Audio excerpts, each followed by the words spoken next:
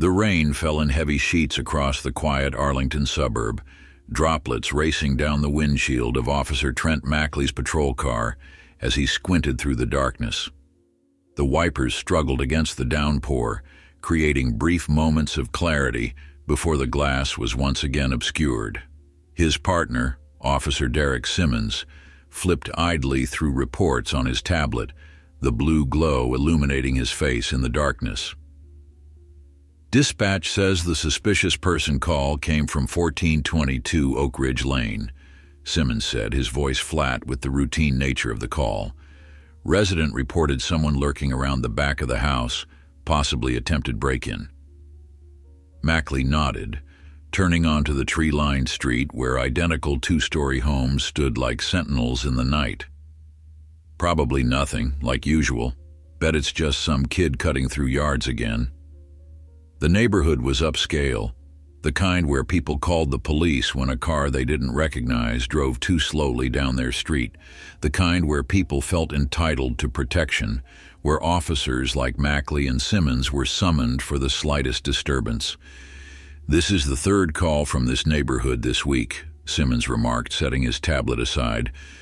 "Remember that woman last month who called because a suspicious man was walking down the sidewalk? Turned out to be the mailman." Mackley chuckled, but there was no humor in it. "Yeah, but he was black, so obviously he was suspicious." Simmons didn't respond, his silence heavy with unspoken agreement. They pulled up to the address, a colonial-style home with perfect landscaping despite the rain. The front lights were on, illuminating the porch where a middle-aged white woman stood waiting, arms crossed tightly over her chest. Her expression was pinched with worry and something else, a righteous indignation that Mackley had seen countless times before. "That's Karen Westfield," Simmons said, quickly scanning through dispatch notes. "She's the one who called." "Of course she is," Mackley muttered. He killed the engine and stepped out into the rain, pulling his jacket collar up against the downpour as they approached the house. "Mrs. Westfield?" he called out, his voice professional despite his internal eye roll. "I'm Officer Mackley. This is Officer Simmons. You reported someone suspicious?" Karen Westfield nodded vigorously, her perfectly highlighted bob bouncing with the movement. "Yes, thank God you're here. I saw someone, a woman, skulking around the Miller house next door. They're out of town and she was trying to get in through the back door." "Did you get a good look at her?"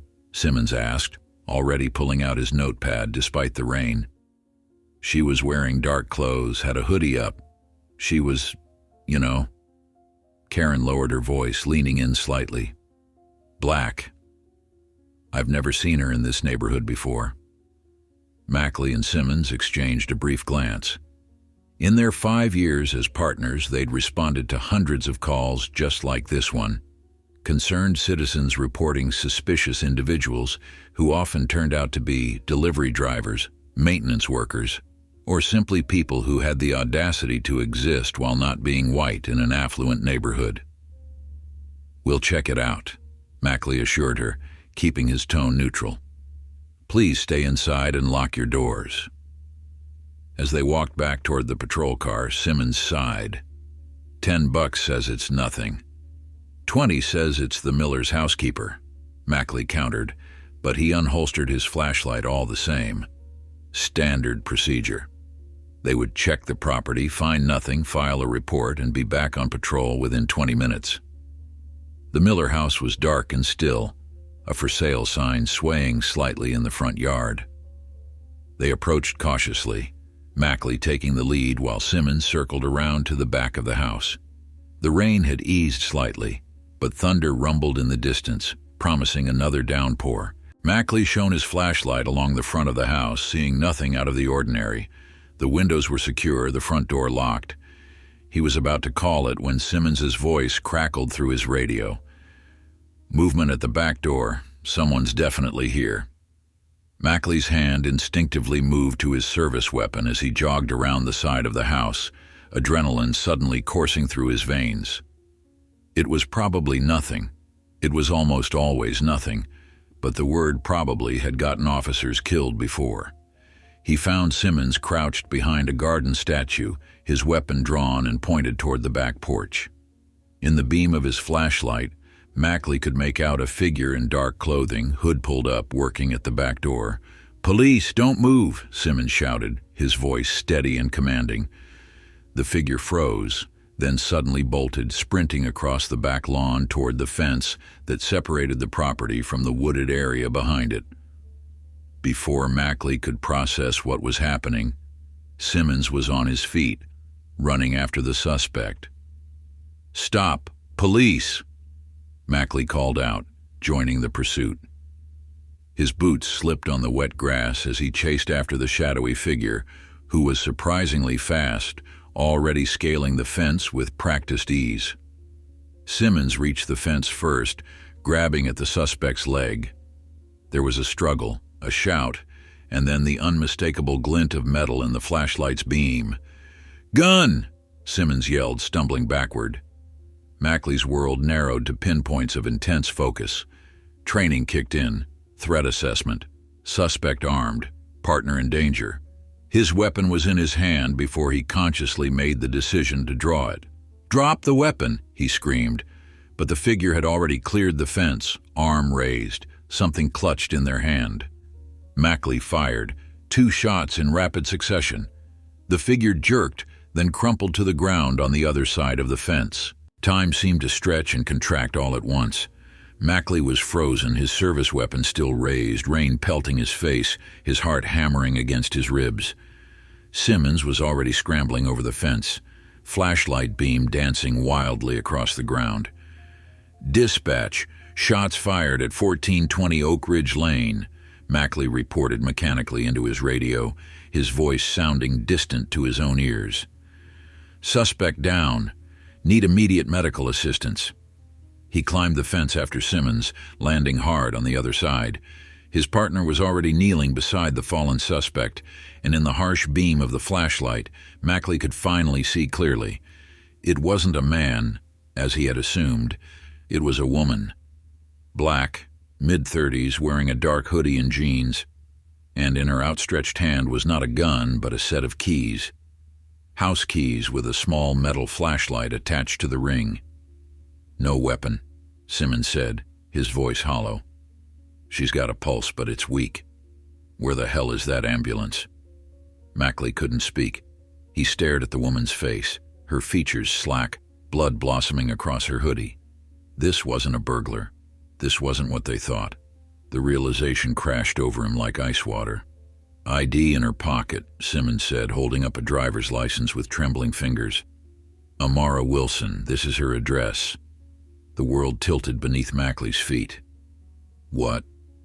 "The house, 1420 Oak Ridge Lane. It's her house, Trent. She lives here." The rain intensified, washing over them in torrents, but Mackley barely felt it. He looked again at the keys in the woman's hand, keys to her own back door. She'd been trying to get into her own home in the rain, probably after work. And they had shot her, because a neighbor who didn't recognize her had called her suspicious, because she had run when armed men shouted at her in the dark, because they had seen a flash of metal and assumed the worst. In the distance, sirens wailed, growing louder with each passing second. But it was another sound that caught Mackley's attention. A phone ringing. The woman's phone, vibrating in her pocket. Simmons pulled it out, the screen illuminating his grim face. "It's her husband," he said, showing Mackley the screen. The contact simply read Marcus with a heart emoji beside it. "Should I?" "No," Mackley said quickly, suddenly terrified at the thought of explaining to this woman's husband what they had done. "Let's focus on keeping her stable until the ambulance gets here." But as the paramedics arrived and the scene transformed into controlled chaos, Mackley couldn't shake the feeling that this night was just the beginning of something much worse. He watched as they loaded Amara Wilson onto a stretcher, oxygen mask over her face, IVs already running into her arms. "She going to make it?" he asked one of the paramedics, a young woman with tired eyes. "Too early to tell," she replied, not meeting his gaze. 2 gunshot wounds to the torso. She's lost a lot of blood." The paramedics whisked her away, leaving Mackley and Simmons standing in the rain, surrounded by the flashing lights of police cruisers that had responded to the shots fired call. Their sergeant was already there, taking their initial statements. Crime scene tape was going up. Neighbors were gathering, despite the rain, whispering among themselves as they watched the unfolding drama. And somewhere, a man named Marcus was still trying to call his wife, unaware that his world was about to shatter. 3,000 miles away, in a classified facility buried deep in the mountains of Georgia, Marcus Wilson sat in a Spartan office surrounded by the ghosts of his past. Photographs lined the walls, men in combat gear, faces obscured or blurred out in the official images. These were the men he had trained, shaped into the most lethal fighting force in modern military history. For 15 years, Marcus had selected, tested, and forged the operators of Unit 81, a special forces team so classified that most high-ranking Pentagon officials didn't know it existed. They were the Ghost Unit, the ones sent in when the mission was deemed impossible, when failure wasn't an option, when the very existence of the operation would be denied if they were captured or killed. And Marcus had been their creator, their mentor, their brutal taskmaster. He had pushed them beyond their breaking points, rebuilt them, honed them into weapons. He had taught them how to kill in more ways than most people could imagine, how to withstand torture, how to become shadows. He had made them both more and less than human. But that was before Amara had convinced him that he was losing pieces of his soul with each operator he sent into the field, before he'd realized that he was becoming as cold and mechanical as the weapons his men carried, before he'd chosen love over the darkness that had consumed him for so long. He had stepped down 3 years ago, taking a training consultant position that kept him connected to the military, but allowed him a semblance of normal life, a life with Amara, his center, his light. His phone buzzed on the metal desk, and he reached for it absently, expecting to see Amara's name. She always called when she got home from her late shift at the hospital. Instead, he saw an unfamiliar number with an Arlington area code. "Wilson," he answered, his voice clipped and professional. "Mr. Wilson, this is Dr. Patel from Arlington Memorial Hospital." The woman's voice on the other end was gentle but direct. "I'm calling about your wife, Amara Wilson." Marcus's hand tightened around the phone. 20 years of special operations had taught him to control his reactions, to maintain composure under the most extreme circumstances. But nothing had prepared him for the way his heart seemed to stop in his chest. "What about my wife?" he asked, each word precisely measured. "There's been an incident, Mr. Wilson. Your wife has been shot. She's in surgery right now, and her condition is critical. I think you should get here as soon as possible." The world around Marcus seemed to recede, the office growing distant as a cold, familiar clarity settled over him. How did this happen? There was a hesitation on the other end. "I believe it was a police-involved shooting. I don't have all the details. The officers are here at the hospital if you—" "I'm on my way," Marcus said, ending the call before she could finish.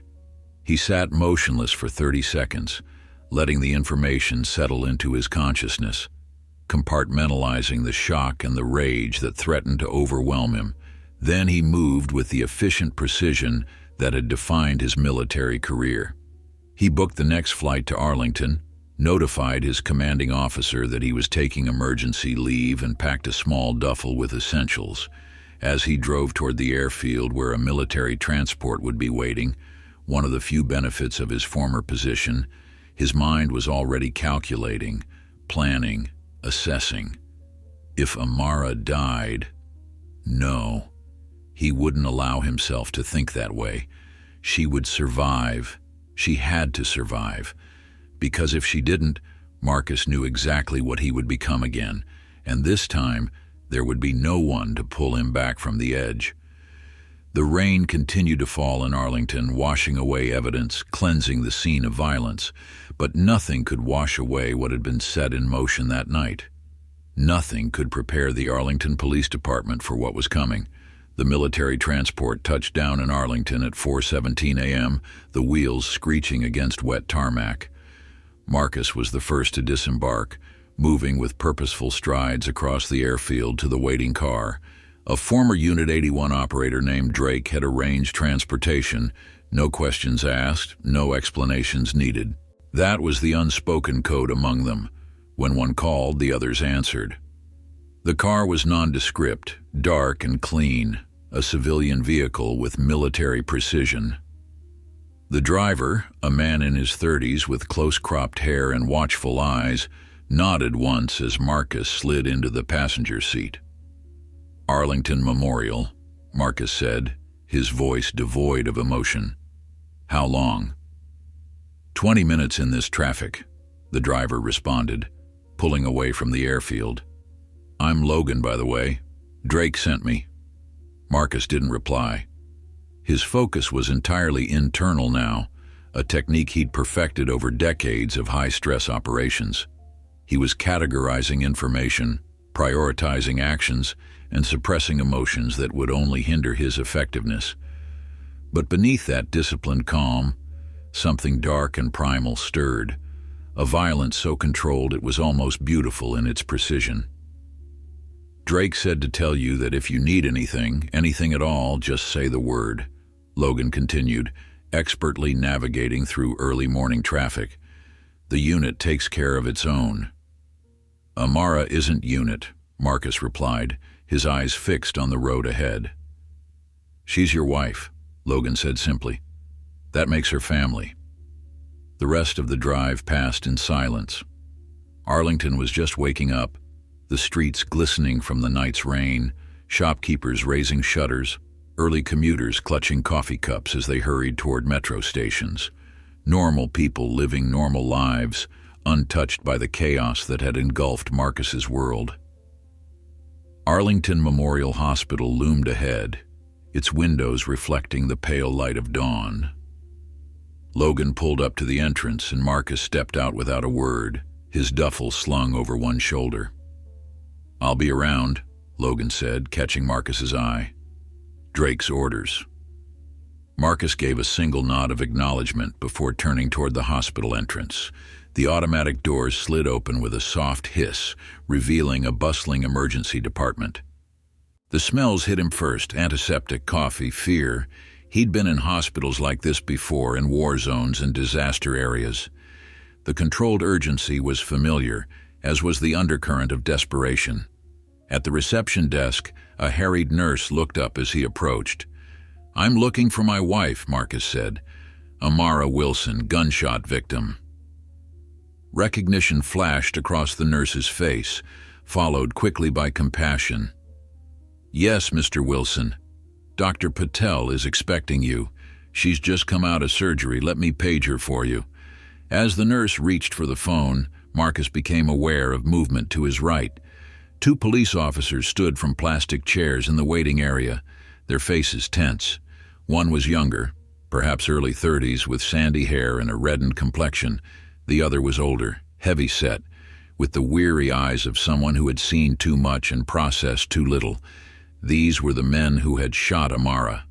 Marcus knew it instantly, could read it in their posture, in the way the younger one couldn't meet his eyes, in the forced neutrality of the older one's expression. "Mr. Wilson?" The older officer stepped forward, hand extended. "I'm Sergeant Ray Daniels. This is Officer Trent Mackley. We need to speak with you about what happened to your wife." Marcus looked at the outstretched hand but made no move to take it. His gaze shifted to Officer Mackley, cataloging details with clinical precision. The slight tremor in his hands, the dried blood on his uniform cuff that he'd failed to notice, the haunted look of a man who had crossed a line he'd never intended to cross. "Why did you shoot my wife?" Marcus asked, his voice soft but carrying such intensity that a nearby orderly paused in his tracks. Sergeant Daniels withdrew his hand, his expression hardening slightly. It's a complicated situation, Mr. Wilson. Perhaps we should talk somewhere private. Answer the question, Marcus said, his eyes never leaving Mackley. The young officer swallowed hard. Sir, it was dark and we had reports of a break-in. Your wife ran when we identified ourselves and I thought I saw a weapon. A weapon, Marcus repeated, each word precise and measured. What weapon would that be? It was a misidentification, Sergeant Daniels interjected quickly. In the darkness and rain, Officer Mackley believed the flashlight on your wife's keychain was a firearm. By the time the mistake was realized, shots had already been fired. It was a tragic error, Mr. Wilson, and She was entering her own home, Marcus said, cutting him off. She had keys to her own door. Yes, sir, Daniels confirmed, shifting uncomfortably. There was a call from a neighbor who didn't recognize her and reported a suspicious person. We were responding to that call. A suspicious person, Marcus echoed, the words hollow. You mean a black woman in an affluent neighborhood? Neither officer responded, their silence an answer in itself. Mr. Wilson? A new voice broke the tension. A petite woman in surgical scrubs approached, her dark hair pulled back in a tight bun, fatigue evident in the lines around her eyes. I'm Dr. Patel. We spoke on the phone. Marcus turned to her, his military training allowing him to instantly shift focus. How is she? Dr. Patel gestured toward a quieter corner of the waiting room. Let's sit down. Marcus followed her, aware of the officers trailing behind, maintaining a respectful distance. He sat with his back to the wall, a habit ingrained from years of operational security. Your wife sustained 2 gunshot wounds, Dr. Patel began, her voice gentle but direct. The first bullet entered her upper right chest, collapsing her lung and fracturing her 4th rib. The second entered her lower abdomen, damaging her liver and causing significant internal bleeding. Marcus listened with the same detached focus he'd used when receiving casualty reports in the field. Prognosis? She made it through surgery, which is a good sign, Dr. Patel said. We've repaired the damage to her liver and reinflated her lung. However, she lost a substantial amount of blood before reaching the hospital. The next 24 to 48 hours will be critical. She's currently in the ICU, sedated, and on a ventilator. Is she going to live? Marcus asked, the question stripped to its essential core. Dr. Patel met his gaze steadily. I believe she can, Mr. Wilson. Your wife is fighting hard. But I won't lie to you. Her condition is very serious. Marcus nodded once, processing the information. I want to see her. Of course. I'll take you to her now. Dr. Patel stood, then hesitated. Just to prepare you, she's connected to several machines, and there's a lot of bruising from the trauma and surgery. It can be difficult for family members. I understand, Marcus said, rising to his feet.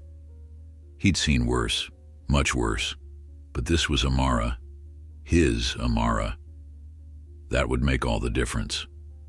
As they walked toward the elevator, Sergeant Daniels stepped forward again. Mr. Wilson, we still need to take your statement as part of our investigation. Marcus turned, fixing the sergeant with a gaze so cold it seemed to drop the temperature in the room. My statement can wait until I've seen my wife. Then we'll talk about your investigation. The word carried a weight of skepticism that made Daniels shift uncomfortably. The elevator ride to the ICU was silent, Dr. Patel respecting Marcus's need for space. As they stepped out onto the floor, the hushed efficiency of critical care surrounded them. Nurses moving purposefully between rooms, the soft beeping of monitors, the whispered consultations at the central station. She's in room 412, Dr. Patel said, leading the way. You can stay as long as you like. Talk to her. Some studies suggest patients can hear even when sedated. They paused outside the door, and Dr. Patel placed a gentle hand on Marcus's arm. the first human contact he'd allowed since receiving the news. "I'll give you privacy, but I'll be at the nurse's station if you need anything." Marcus nodded his thanks, took a deep breath, and entered the room. Nothing in his extensive combat experience had prepared him for the sight of Amara lying motionless in the hospital bed, her vibrant presence diminished by the clinical brutality of life-saving technology. Tubes snaked from her mouth, her arms, her chest. Monitors blinked and beeped, tracking each heartbeat, each breath the ventilator forced into her damaged lungs. Her skin, usually rich brown and glowing with health, had a grayish undertone, making the bruising around her face and neck even more stark.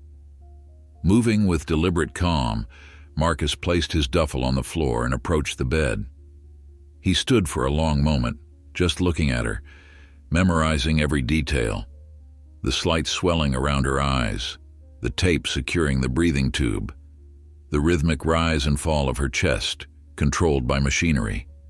Then, with infinite gentleness, he reached out and took her hand.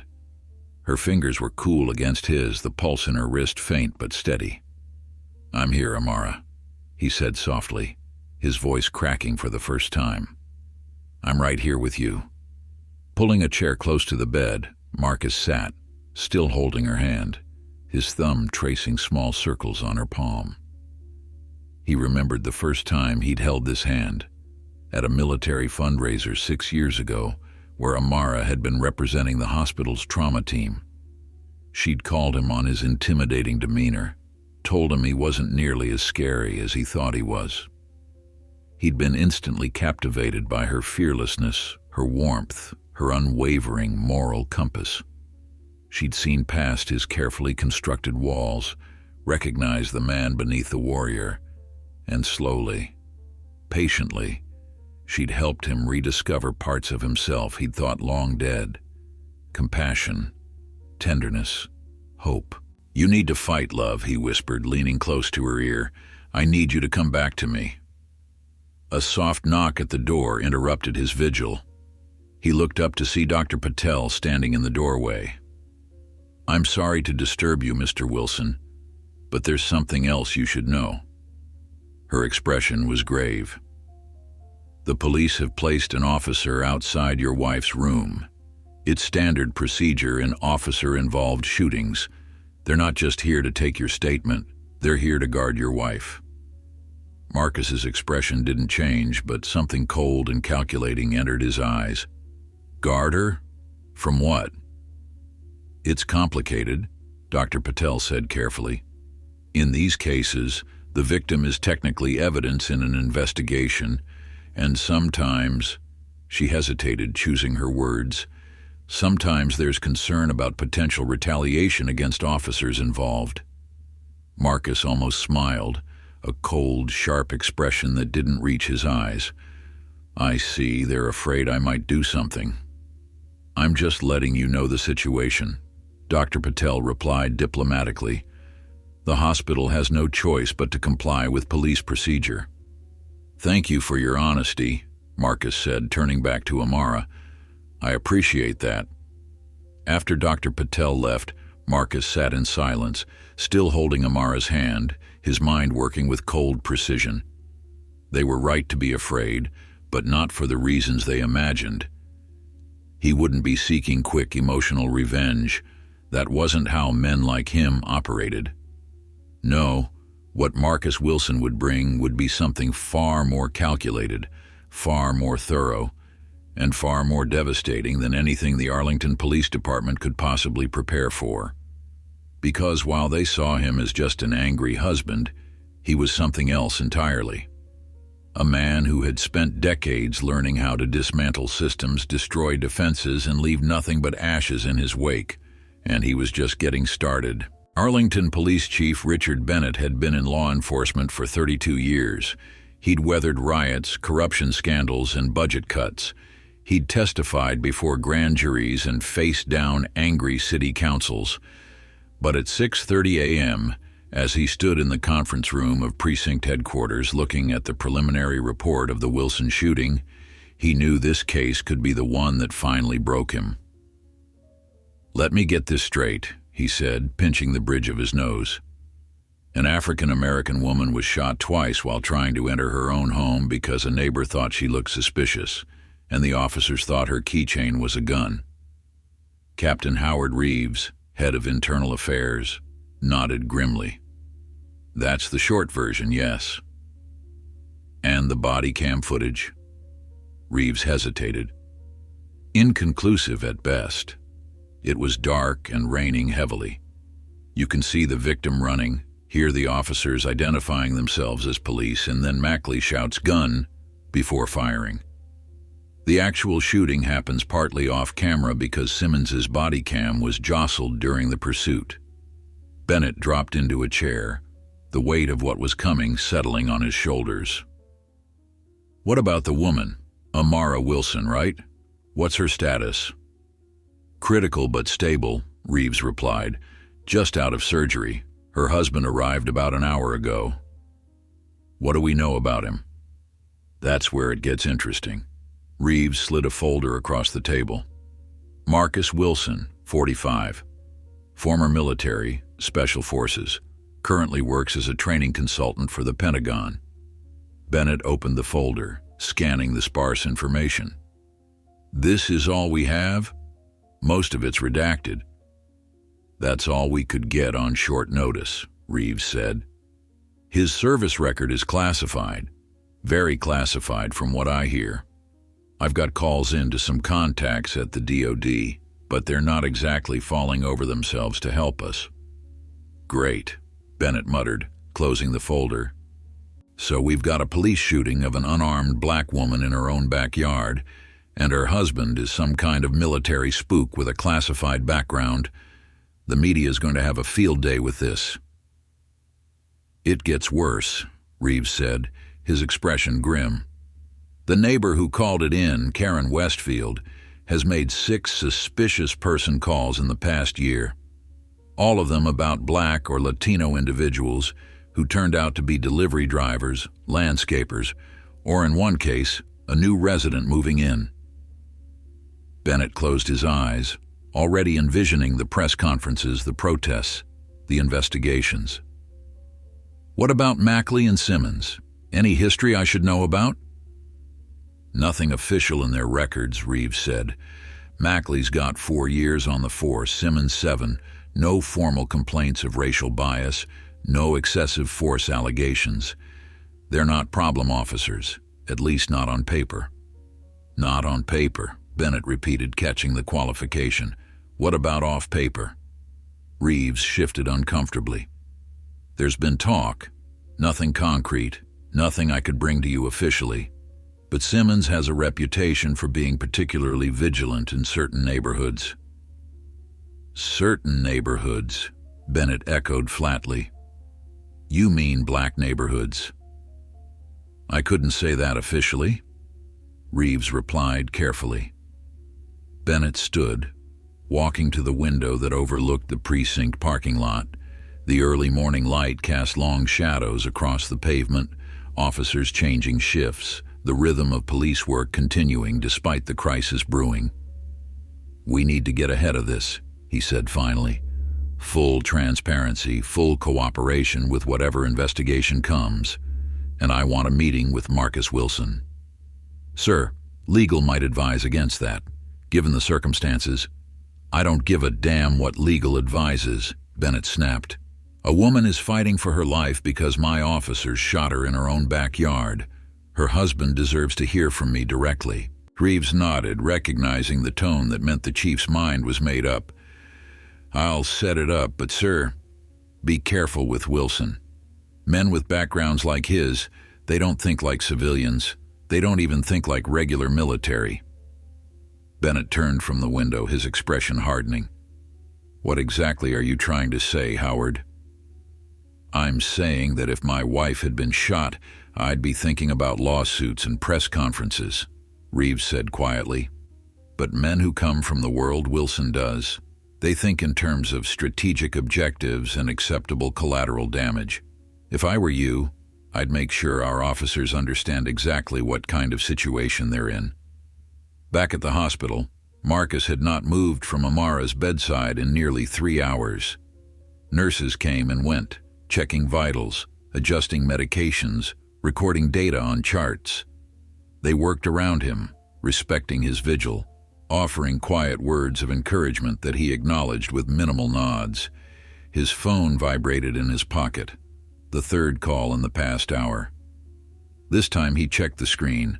Drake, again. Pressing the device to his ear, Marcus kept his voice low. "Not now." "We need to talk," Drake replied, his tone leaving no room for argument. "I'm in the hospital cafeteria." Marcus glanced at Amara, motionless except for the mechanical rise and fall of her chest.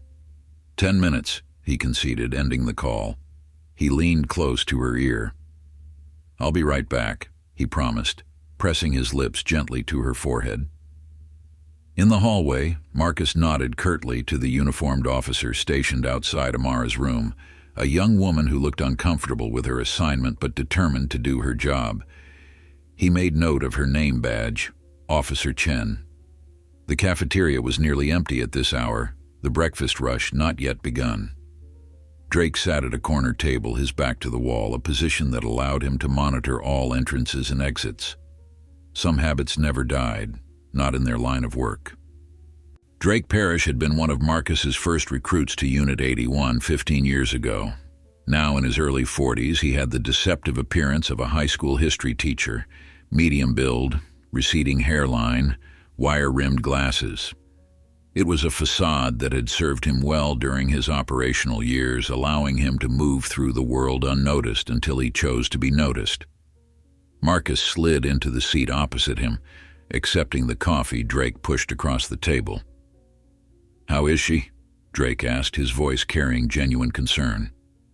"Fighting," Marcus replied simply.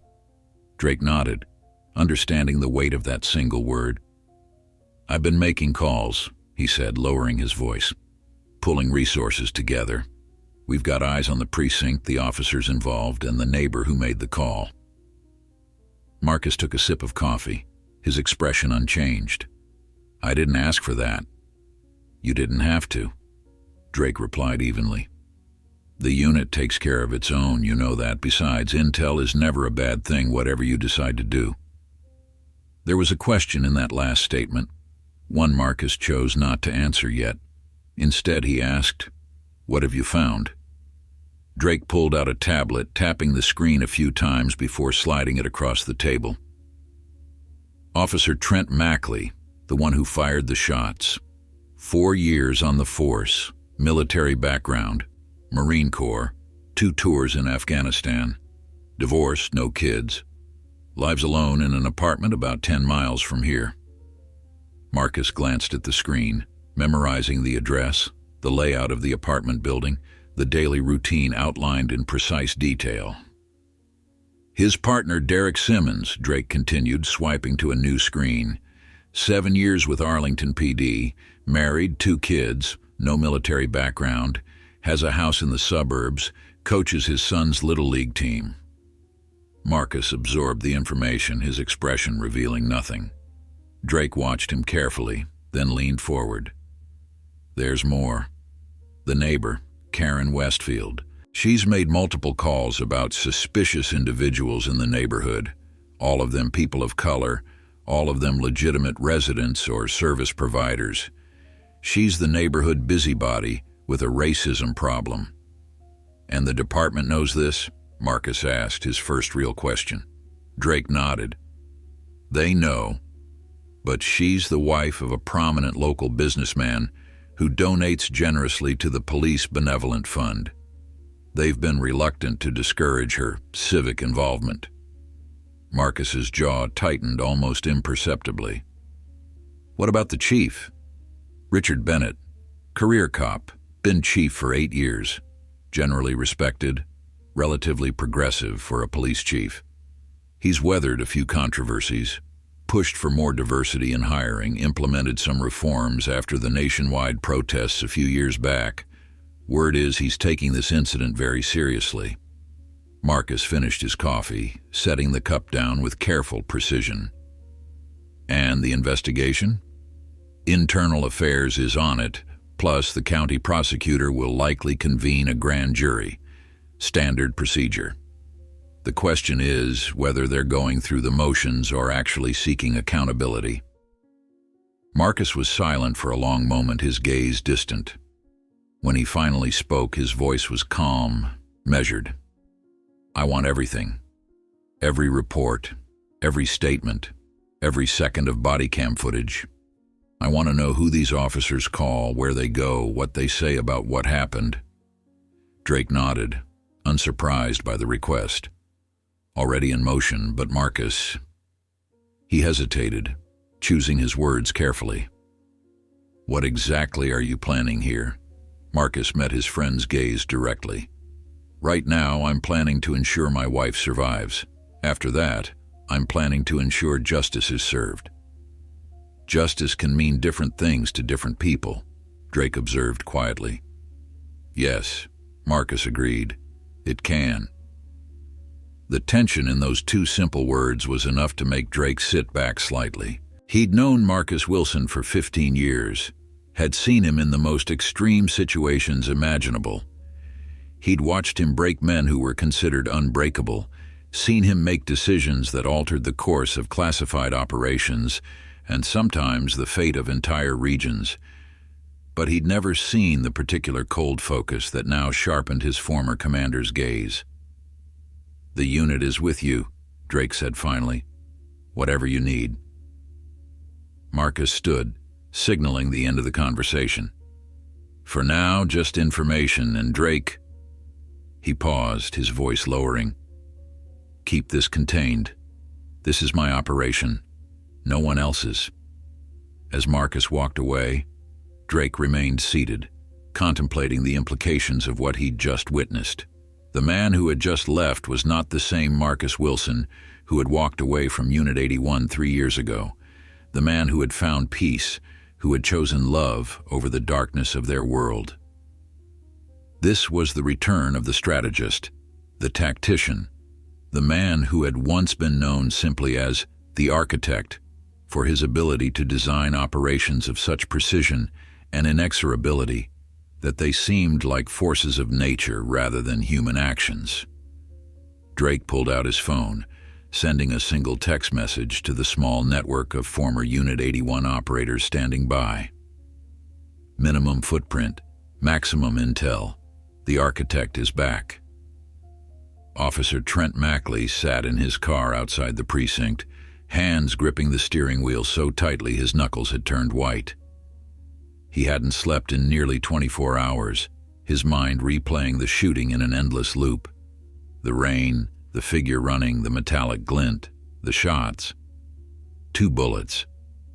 He had fired 2 bullets into an innocent woman who had been trying to enter her own home. A doctor. A black woman whose only crime was looking suspicious to a racist neighbor. His phone buzzed with another text from his partner. You okay? Call me. Mackley ignored it, just as he'd ignored the last 3. He wasn't ready to talk to Simmons, wasn't ready to hear the platitudes about how it wasn't their fault, how they'd followed protocol, how anyone would have done the same thing in those circumstances, because it was their fault. They had approached the situation with preconceived notions. They had escalated when de-escalation was possible. They had seen a threat where none existed, and Amara Wilson was paying the price for their mistakes. A sharp knock on his window startled him from his thoughts. Captain Reeves stood outside, gesturing for him to roll down the window.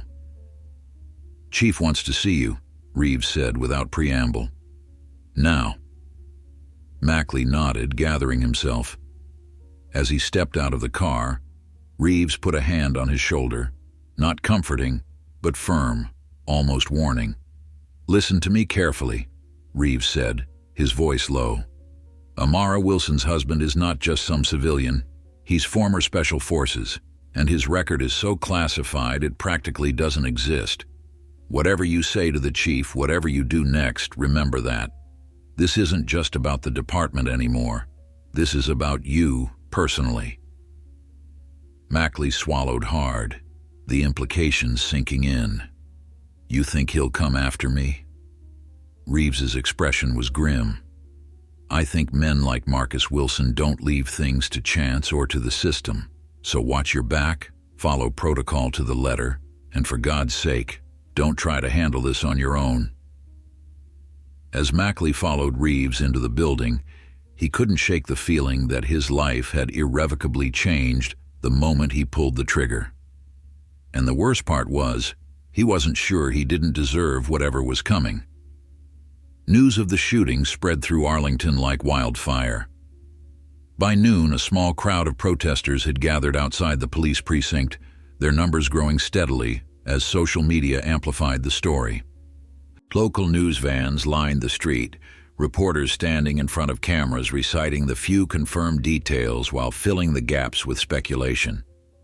Sources tell us the victim, Dr. Amara Wilson, is a respected trauma surgeon at Arlington Memorial Hospital, a young reporter said into her microphone, the precinct building looming behind her.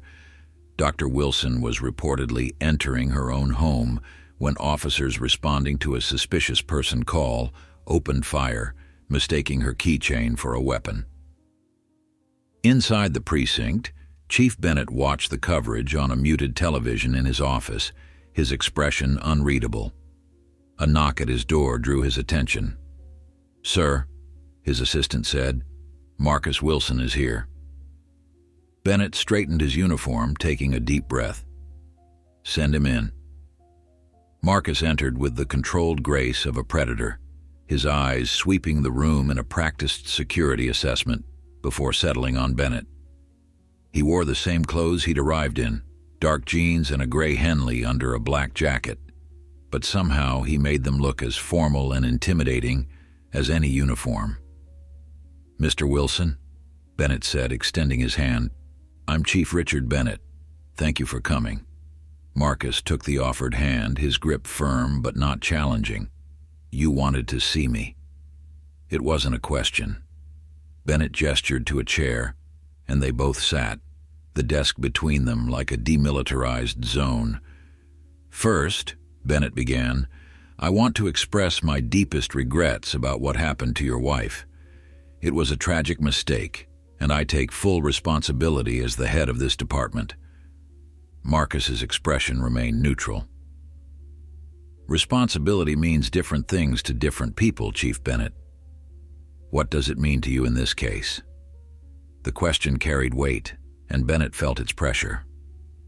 "It means a thorough investigation, complete transparency, and appropriate consequences for any policy violations or misconduct."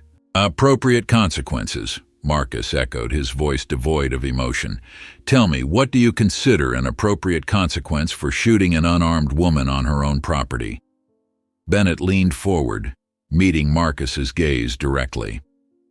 "That depends on the findings of the investigation. If the officers followed protocol but made a mistake in the heat of the moment, that's different from if they violated procedures or acted with negligence or bias." "Is it?" Marcus asked softly. "Different for whom?" "Not for my wife, who's fighting for her life. The outcome is the same regardless of whether your officers followed your protocols." Bennett felt the conversation slipping away from him. "Mr. Wilson, I understand you're angry." "I'm not angry, Chief Bennett," Marcus interrupted, his voice still eerily calm. "Anger is an emotion. This is a situation." The distinction sent a chill down Bennett's spine. This wasn't a grieving, outraged husband acting on emotion. This was something far more calculated. "What exactly do you want, Mr. Wilson?" Bennett asked directly. "Everything," Marcus replied simply. "Every report, every statement, every second of body cam footage, the names and files of all officers involved, the name and statement of the neighbor who called it in, every detail, no matter how small. Some of that information would normally be released only after the investigation is complete, or through formal channels such as a lawsuit or—" "You asked what I want," Marcus cut in. "That's what I want. How you provide it is your concern, not mine." Bennett studied the man across from him, weighing his options. His instinct was to follow procedure, to maintain the protective barriers that law enforcement had built around itself over decades. But something in Marcus Wilson's steady gaze told him that standard protocols wouldn't apply here. "I'll see what I can do," Bennett said finally. "In the meantime, I'd like to offer department resources, anything you need while your wife is recovering. A liaison officer, assistance with accommodations, whatever would help." Marcus stood, signaling the end of the meeting. "What would help is justice, Chief Bennett, not your definition. Mine." As he walked to the door, Bennett called after him. "Mr. Wilson, I understand your military background gives you a certain perspective, but I need to be clear. If anything happens to my officers outside the bounds of law, I will hold you personally responsible." Marcus paused, looking back over his shoulder. "Of course you will," he said, with the faintest hint of what might have been a smile. "That's your job, just as getting justice for my wife is mine."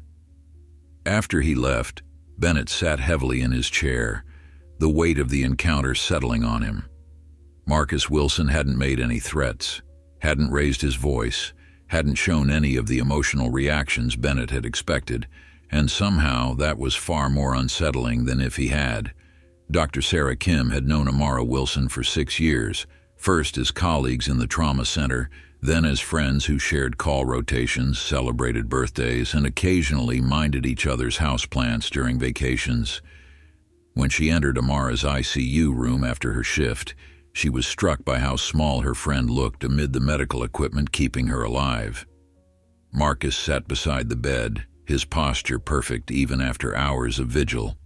He acknowledged Sarah with a slight nod as she checked Amara's vitals professionally before allowing herself to become the friend rather than the doctor. "Her numbers are improving," Sarah said, sitting in the chair on the opposite side of the bed. "Oxygen saturation is up, and her latest blood work shows better kidney function. Amara's always been a fighter." Marcus's eyes never left his wife's face. "Yes, she has." Sarah studied him. This man she knew only through Amara's stories and occasional social gatherings where he'd always been polite but reserved.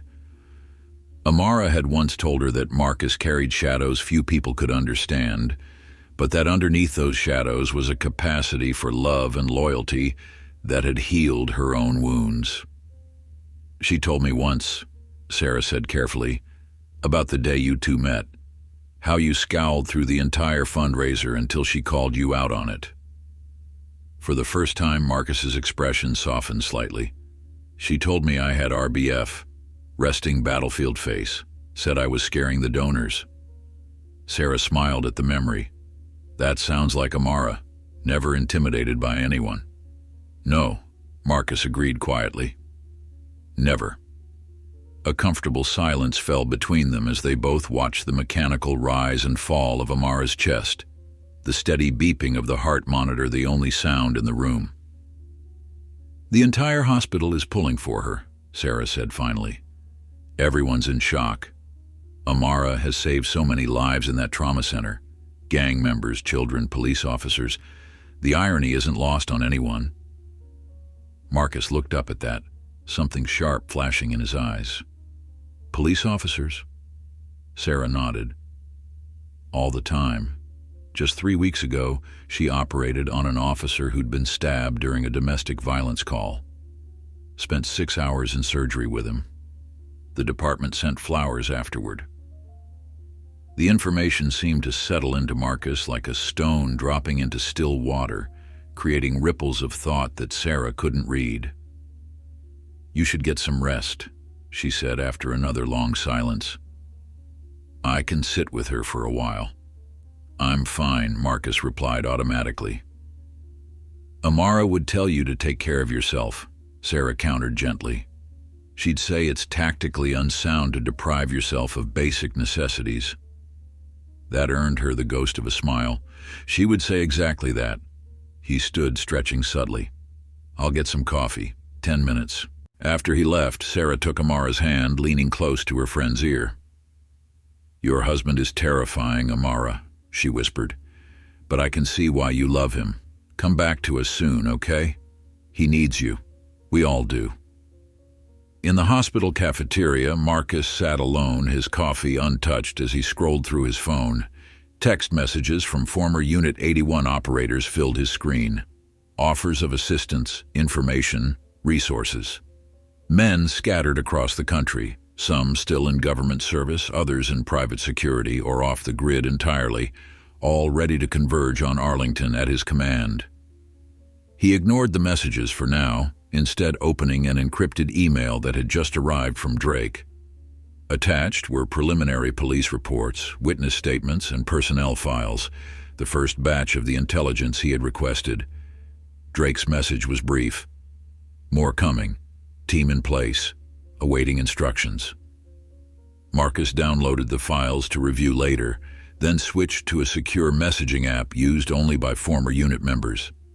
He typed a single message. Information only. No action without direct authorization. This is not a unit operation. The responses came immediately. Acknowledgments, confirmations, assurances of discretion. These men knew him, had been shaped by him, respected his command even years after he had stepped away. But Marcus was under no illusions about the dangerous tool he was accessing. Unit 81 operators were trained for decisive, permanent solutions to complex problems. They were accustomed to operating in the shadows, outside the constraints of conventional law and morality. That wasn't what this situation called for, at least not yet. His phone buzzed with an incoming call from a number he didn't recognize. He answered cautiously. "Mr. Wilson," a woman's voice said. "This is Detective Elena Vasquez with Arlington PD Internal Affairs. I'd like to speak with you about the incident involving your wife." "I've already spoken with Chief Bennett," Marcus replied, his voice neutral. "I understand that, sir, but I'm leading the actual investigation, and I need your perspective. I'm trying to get to the truth here, not manage a PR situation." Marcus considered the request. "When?" "Tomorrow morning, if possible. I can come to the hospital, or we can meet at a location of your choosing." "The hospital, 9 a.m. Room 412. "Thank you, Mr. Wilson, I appreciate it." There was a pause before she added, "For what it's worth, I'm approaching this investigation with an open mind. No predetermined outcomes." "We'll see," Marcus replied, ending the call. As he walked back toward Amara's room, his phone buzzed again, this time with a text from an unexpected source. "Officer Trent Mackley. Mr. Wilson, I know you have no reason to speak to me, but I need to tell you how sorry I am. What I did was unforgivable. If you're willing to hear me out, I'll be at the hospital chapel at 7 p.m. tonight." Marcus stared at the message, a cold calculus running through his mind. The officer was reaching out directly, outside official channels, possibly against department instructions. It could be a genuine act of contrition. It could be an attempt to manage the situation. Or it could be something else entirely. Whatever it was, it presented an opportunity, information, insight, leverage. Marcus typed a single word in response. "Yes." When he returned to Amara's room, Sarah was still there, speaking softly to her unconscious friend about hospital gossip and the latest journal articles Amara would want to catch up on when she woke. She looked up as Marcus entered. "Any change?" he asked, resuming his post on the opposite side of the bed. Sarah shook her head. "Stable. That's good news right now." Marcus nodded, his eyes returning to Amara's face. In the quiet beeping of the monitors, in the artificial rhythm of the ventilator, he searched for the woman he loved, the woman whose laugh could dissolve his darkest moods, whose determination had saved countless lives, whose touch had reminded him of his own humanity when he'd almost forgotten it. "I have to go back on shift," Sarah said, standing reluctantly. "But I'll check in again later. The nurses know to call me if anything changes." After she left, Marcus leaned forward, taking Amara's hand in his. "I'm going to speak with the officer who shot you," he said softly. "The one who pulled the trigger. I need to look him in the eyes, hear his voice, understand what kind of man he is." He paused, gently brushing a strand of hair from her face. "I need to know if he's a man who made a terrible mistake or something worse, because that will determine what happens next." In the stillness of the ICU room, surrounded by the technology fighting to keep his wife alive, Marcus Wilson made a silent promise, not of revenge, but of justice. The definition of that justice would depend on what he learned in the coming hours and days. But one thing was certain: the system that had put Amara in this bed would not be allowed to dismiss her as just another statistic, another unfortunate incident, another name added to a tragically long list. For Marcus, this was no longer just a personal tragedy. It was a mission, and he had never failed a mission. The hospital chapel was small and non-denominational, designed to offer solace to people of all faiths or none. At 6:55 p.m., Marcus stepped inside, noting the empty rows of wooden benches, the soft lighting, and the abstract stained glass that filtered the evening sun into patterns of blue and amber on the floor. A single figure sat in the front row, hunched forward with his head bowed. Officer Trent Mackley didn't hear Marcus enter, didn't sense his approach until Marcus deliberately let a floorboard creak beneath his foot. Mackley straightened and turned, his face haggard from lack of sleep, his eyes red-rimmed. "Mr. Wilson," he said, standing awkwardly, "thank you for coming." Marcus said nothing, simply took a seat on the bench across the narrow aisle, positioning himself slightly behind Mackley so the officer would have to turn to face him fully. Mackley remained standing for a moment, then sat back down, his hands fidgeting restlessly. "How is Dr. Wilson?" he asked, his voice barely above a whisper. "Fighting for her life," Marcus replied, his tone neutral and factual. "The bullet that collapsed her lung also caused hemorrhaging that required emergency surgery. The second bullet damaged her liver. She's on a ventilator." Mackley flinched at the clinical description, a visible shudder passing through him. "I'm sorry," he said, the words falling like stones into a bottomless well. "I know that doesn't mean anything, doesn't change anything, but I need you to know that I never meant for this to happen." Marcus studied him, noting the tremor in his hands, the way he couldn't maintain eye contact, the downward slump of his shoulders. This was not a man putting on a performance of remorse. This was genuine anguish. "Tell me what happened," Marcus said. "Not the official report. What really happened?" Mackley took a shaky breath, then nodded. "We got the call about a suspicious person. Westfield, the neighbor. She's a regular caller, always reporting people who don't belong in the neighborhood. Most officers know to take her calls with a grain of salt, but we still have to respond." He paused, rubbing his palms against his knees. It was raining hard. Dark. We approached the house, and Simmons, my partner, he went around back while I checked the front. He radioed that he'd spotted someone at the back door. When I got there, he was already calling out, identifying us as police. Marcus remained silent, absorbing each detail, cataloging inconsistencies with the reports he'd reviewed. "The person, your wife, she startled when we called out. She ran toward the fence. Simmons grabbed at her leg and she pulled away. There was a struggle, and then—" Mackley's voice broke.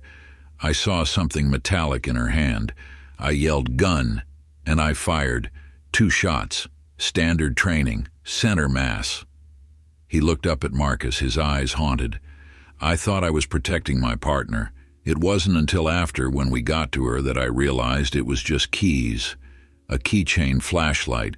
She was just trying to get into her own home." "And the neighbor never mentioned that a black woman lived in that house?" Marcus asked, the first hint of skepticism entering his voice. Mackley's expression shifted. "That's just it. I found out later that dispatch did tell us. Be advised, homeowners include an African-American female, approximately 35 years old." But it was at the end of the call, while we were already responding, and with the rain and everything. He trailed off, recognizing the inadequacy of the excuse. So you didn't listen, Marcus stated flatly. No, Mackley admitted, his voice barely audible. No, we didn't. They sat in silence for a long moment, the weight of that admission hanging between them. Outside the chapel, the hospital continued its relentless rhythm. Pages over the intercom, the squeak of rubber-soled shoes on linoleum, the distant ding of elevator doors. What do you want from me, Officer Mackley? Marcus finally asked. Absolution? Understanding? Forgiveness? Mackley shook his head. No, I don't deserve any of that. He met Marcus's gaze directly for the first time. I want you to know that I'm resigning from the force. I've already written my letter. What I did, what I failed to do, I can't put on that uniform again. The declaration hung in the air, unexpected. Marcus studied the young officer with renewed interest. Resignation wasn't part of the usual playbook. Typically, officers in Mackley's position would be advised to say nothing, admit nothing, wait for the investigation to run its course while collecting full pay on administrative leave. Why tell me this? Marcus asked. Because your wife deserves justice, Mackley said simply. And because the system, it's designed to protect officers, not victims. There will be an investigation, but you and I both know how these things usually end. Paid leave, maybe a reprimand, then back on duty. Even if I'm charged, juries rarely convict officers. He leaned forward, his voice strengthening with conviction. I made a terrible mistake that can't be undone. But I can at least make sure I'm not protected by a badge while your wife fights for her life because of my actions. Marcus considered this, weighing the sincerity of Mackley's words against his training in identifying deception. There was no artifice here, no calculated performance, just a broken man facing the consequences of a moment that could never be taken back. Your resignation won't help my wife heal, Marcus said finally. I know, Mackley acknowledged. Nothing I do can fix what happened, but it's the only thing in my power right now. Marcus stood, signaling the end of the conversation.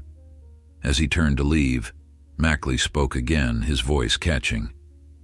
There's something else you should know about Simmons, my partner. Marcus paused, looking back. He's not like me, Mackley said, choosing his words carefully. This isn't eating him up inside the same way. He's already talking about how we followed procedure, how it was a justifiable mistake anyone could have made. He hesitated. I've heard him make comments before. Nothing explicit enough to report, just things that made me uncomfortable. About certain neighborhoods, certain types of people. You're saying he's racist, Marcus clarified. Mackley didn't flinch from the word. I'm saying there's a pattern, and I never called him on it. That's on me, too. Marcus absorbed this information, filing it away alongside everything else he had learned. Your resignation letter, he said. Does it mention any of this? No, Mackley admitted. Just that I'm stepping down for personal reasons following the incident. Write a new one, Marcus instructed, his tone leaving no room for argument. Be specific about what happened. Include everything you just told me about the dispatch call, about your partner, about the systemic issues. Make it impossible to sweep under the rug. Mackley looked startled, then slowly nodded. You're right. They'll try to keep it quiet otherwise. One more thing, Marcus added. Do you have copies of the body cam footage? The complete, unedited versions? Hesitation flickered across Mackley's face. I'm not supposed to, but yes, I downloaded it before they could redact anything. I wasn't sure why at the time, but send it to this email address, Marcus said, writing down a string of characters on a prayer card from the chapel's bench. All of it. Then delete it from your devices. Mackley took the card, his hand shaking slightly. They'll know it was me. Yes, Marcus agreed. They will." With that, he walked out, leaving Mackley alone in the chapel with his guilt and his choices. Detective Elena Vasquez leaned back in her chair, rubbing her tired eyes as she reviewed the preliminary report on the Wilson shooting for the third time. After 12 years in internal affairs, she thought she'd seen every variation of police misconduct and its subsequent cover-up. But something about this case felt different, more transparent in its failings, yet more opaque in its handling. Her office phone rang, interrupting her thoughts. "Vasquez," she answered crisply. "Detective, it's Officer Chen. I'm stationed outside Dr. Wilson's room at the hospital." "Go ahead, Chen." "Sir, I thought you should know Officer Mackley just left the hospital. He was here for about 30 minutes in the chapel with Marcus Wilson." Vasquez sat up straighter. "Were you able to overhear anything?" "No, ma'am. The chapel door was closed, but Mackley looked pretty shaken when he left." "Did he see you?" "I don't think so. I was at my post outside Dr. Wilson's room, and I only noticed him because he had to walk past me to reach the elevators." Vasquez drummed her fingers on her desk. "Good work, Chen. Keep me posted on any other unusual visitors."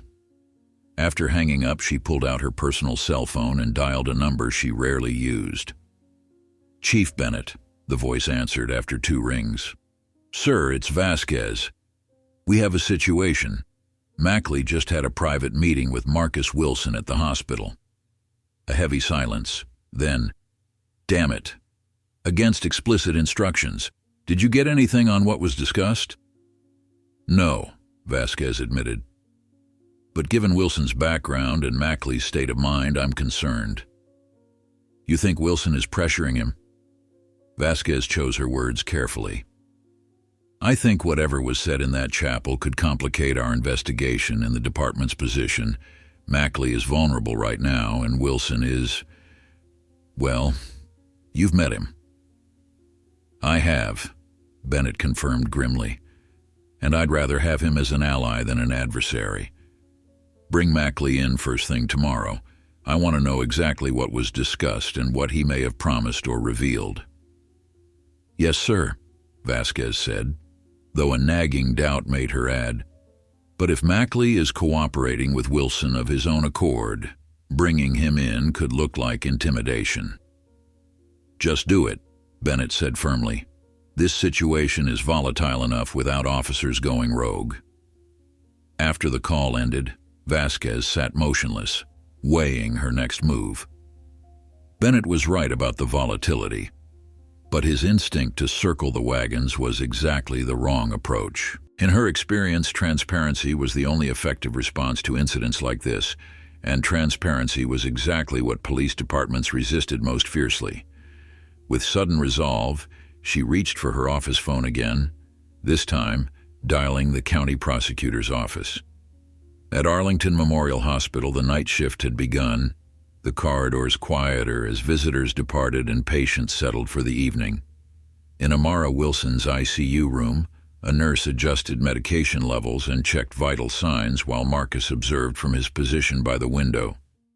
"Her oxygen levels are continuing to improve," the nurse noted, making entries in the digital chart. "And her latest labs show better liver function. These are positive signs, Mr. Wilson." Marcus nodded, his face revealing nothing of the conversation he'd had with Officer Mackley or the plans now forming in his mind. "When will they try removing the ventilator?" "Dr. Patel will make that assessment tomorrow morning. If her progress continues at this rate, they might attempt a trial then." After the nurse left, Marcus returned to Amara's bedside, taking her hand in his. Her skin was warmer now, with more color than the ashen gray of earlier. The machines continued their vigilant monitoring, but there was a subtle shift in their rhythm. Stronger, more consistent. "You're fighting," he whispered. "Keep fighting." His phone vibrated with an incoming message. "Drake. Package received, analyzing now. First impressions confirm Mackley's account." The body cam footage, Mackley had actually sent it. Marcus typed a brief acknowledgement, then returned his attention to Amara. The officer's cooperation was unexpected but valuable. It gave Marcus options, pathways to justice that didn't necessarily involve the more extreme measures his Unit 81 training had equipped him for. But those options remained on the table. Because while Mackley might be willing to accept responsibility for his actions, the system around him, the department, the unions, the legal machinery that protected officers at the expense of victims, would fight to maintain the status quo.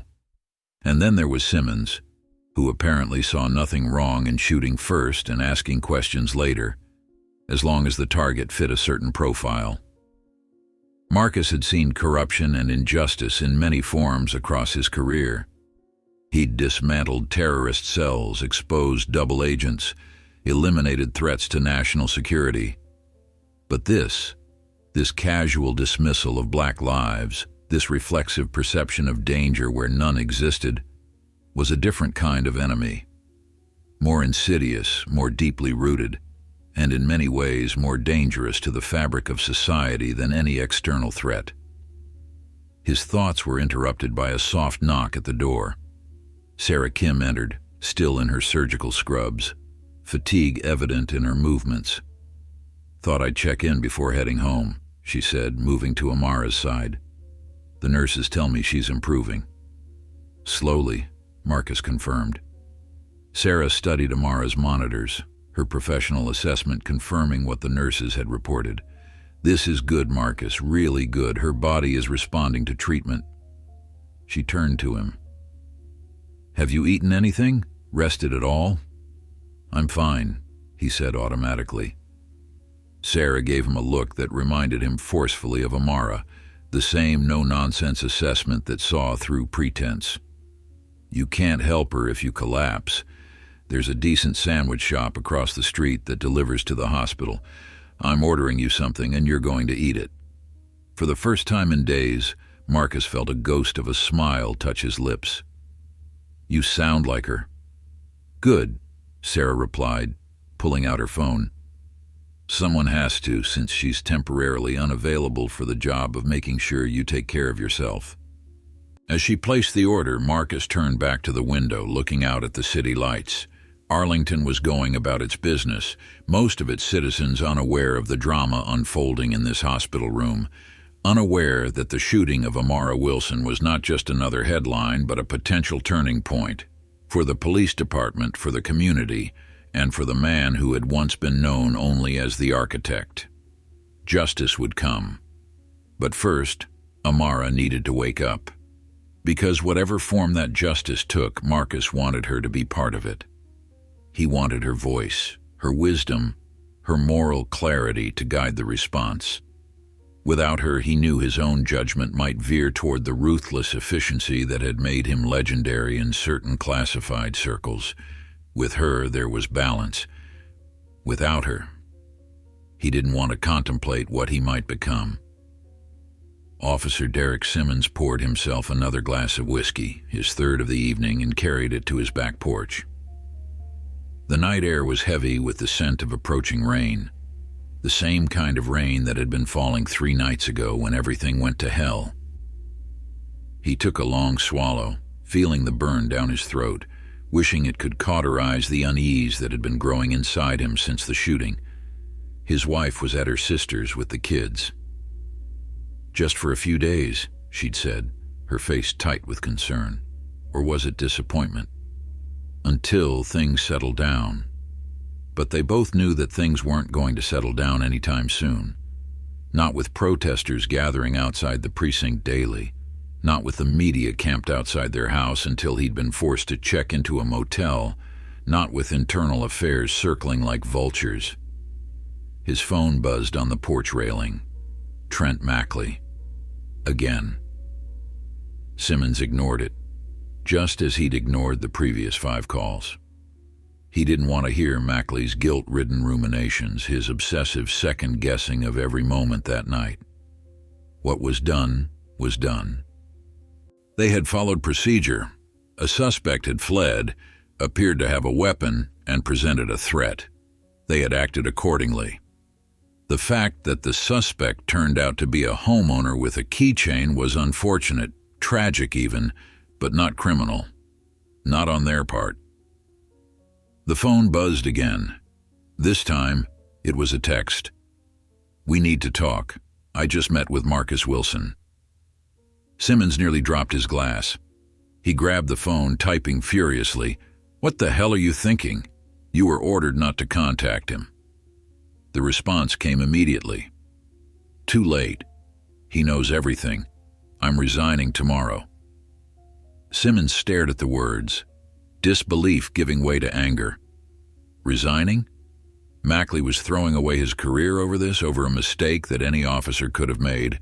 And what did he mean? Wilson knows everything. He hit the call button, and this time Mackley answered on the first ring. "Have you lost your mind?" Simmons hissed without preamble. "No," Mackley replied, his voice oddly calm. "For the first time since it happened, I'm thinking clearly. This wasn't just a mistake, Derek.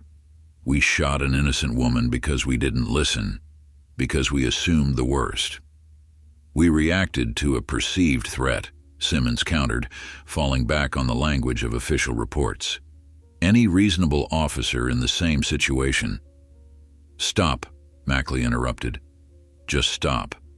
Would we have reacted the same way if she had been white? Be honest with yourself, if not with me." The question landed like a physical blow. Simmons took another drink, larger this time. "Don't go there, Trent. This isn't about race." "It's always about race," Mackley said quietly. "Her neighbor called her suspicious for entering her own home. Dispatch told us a black woman lived there, but we still approached like she was an intruder. And when she ran, which anyone might do when confronted by armed men in the dark, I shot her twice." Simmons gripped the phone tighter. "What did you tell Wilson?" "The truth, all of it, including the things you've said over the years about certain neighborhoods and certain types. He knows, Derek, and soon everyone else will too." Ice spread through Simmons' veins, colder than fear. "Are you threatening me?" "I'm warning you," Mackley corrected. "This isn't going away, not this time. Wilson's not just some grieving husband we can manage or intimidate. He's something else entirely." "What's that supposed to mean?" Mackley sighed, the sound heavy with resignation. "Do yourself a favor. Look up Unit 81. Then imagine what a man who ran that program might be capable of when his wife is shot by police." Before Simmons could respond, Mackley ended the call. Simmons stood frozen on his porch, the half-empty glass forgotten in his hand. After a moment, he went inside and opened his laptop, typing Unit 81 into the search bar. What he found, or rather what he didn't find, sent a chill through him that had nothing to do with the evening air. There were no official records, no Wikipedia entries, no news articles, just vague references in obscure military forums, whispered accounts of a shadowy special operations unit that handled missions too sensitive for official acknowledgement, men who could make problems disappear permanently. Simmons closed the laptop and reached for the whiskey bottle again, his hand not quite steady. Detective Elena Vasquez arrived at the county prosecutor's office promptly at 8 a.m., case files tucked under her arm. Assistant District Attorney James Mitchell was waiting for her, coffee already poured. "Detective Vasquez," he greeted her, gesturing to a chair. "You said this was urgent." "It is," she confirmed, sliding a file across his desk. "The Wilson shooting. I need you to convene a grand jury, and I need it done quickly." Mitchell raised an eyebrow.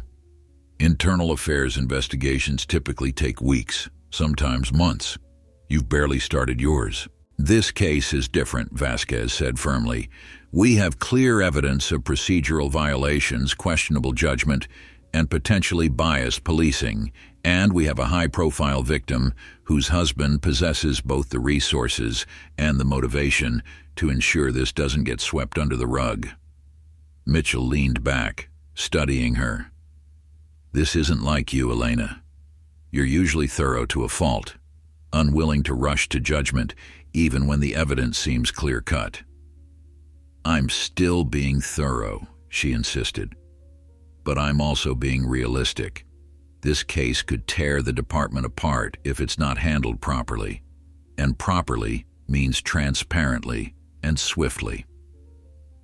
Mitchell picked up the file, flipping through the preliminary reports and witness statements. "I notice Officer Mackley's account is quite candid, more self-incriminating than most officers in his position would be." "He's cooperating," Vasquez said carefully. "I believe he genuinely regrets what happened and wants to see justice done."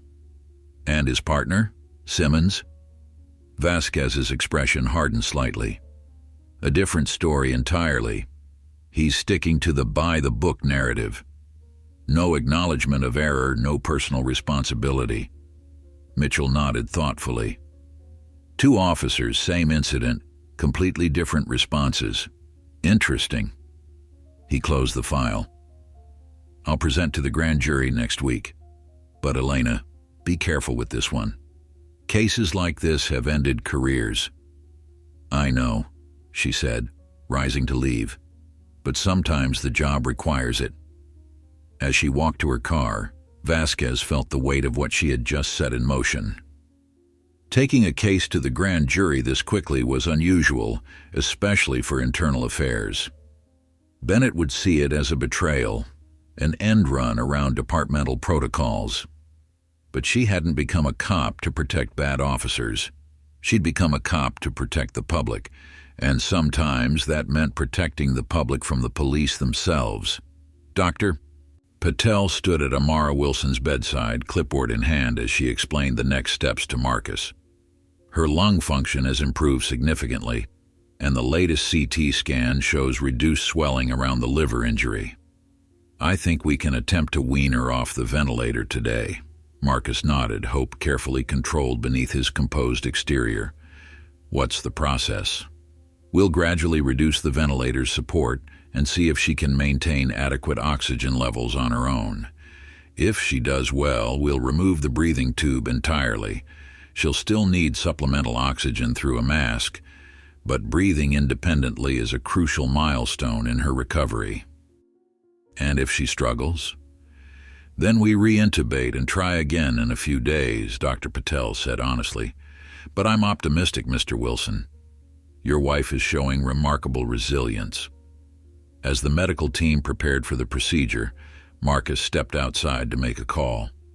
Drake answered immediately. "I need an update," Marcus said without preamble. "The body cam footage confirms everything Mackley told you," Drake replied.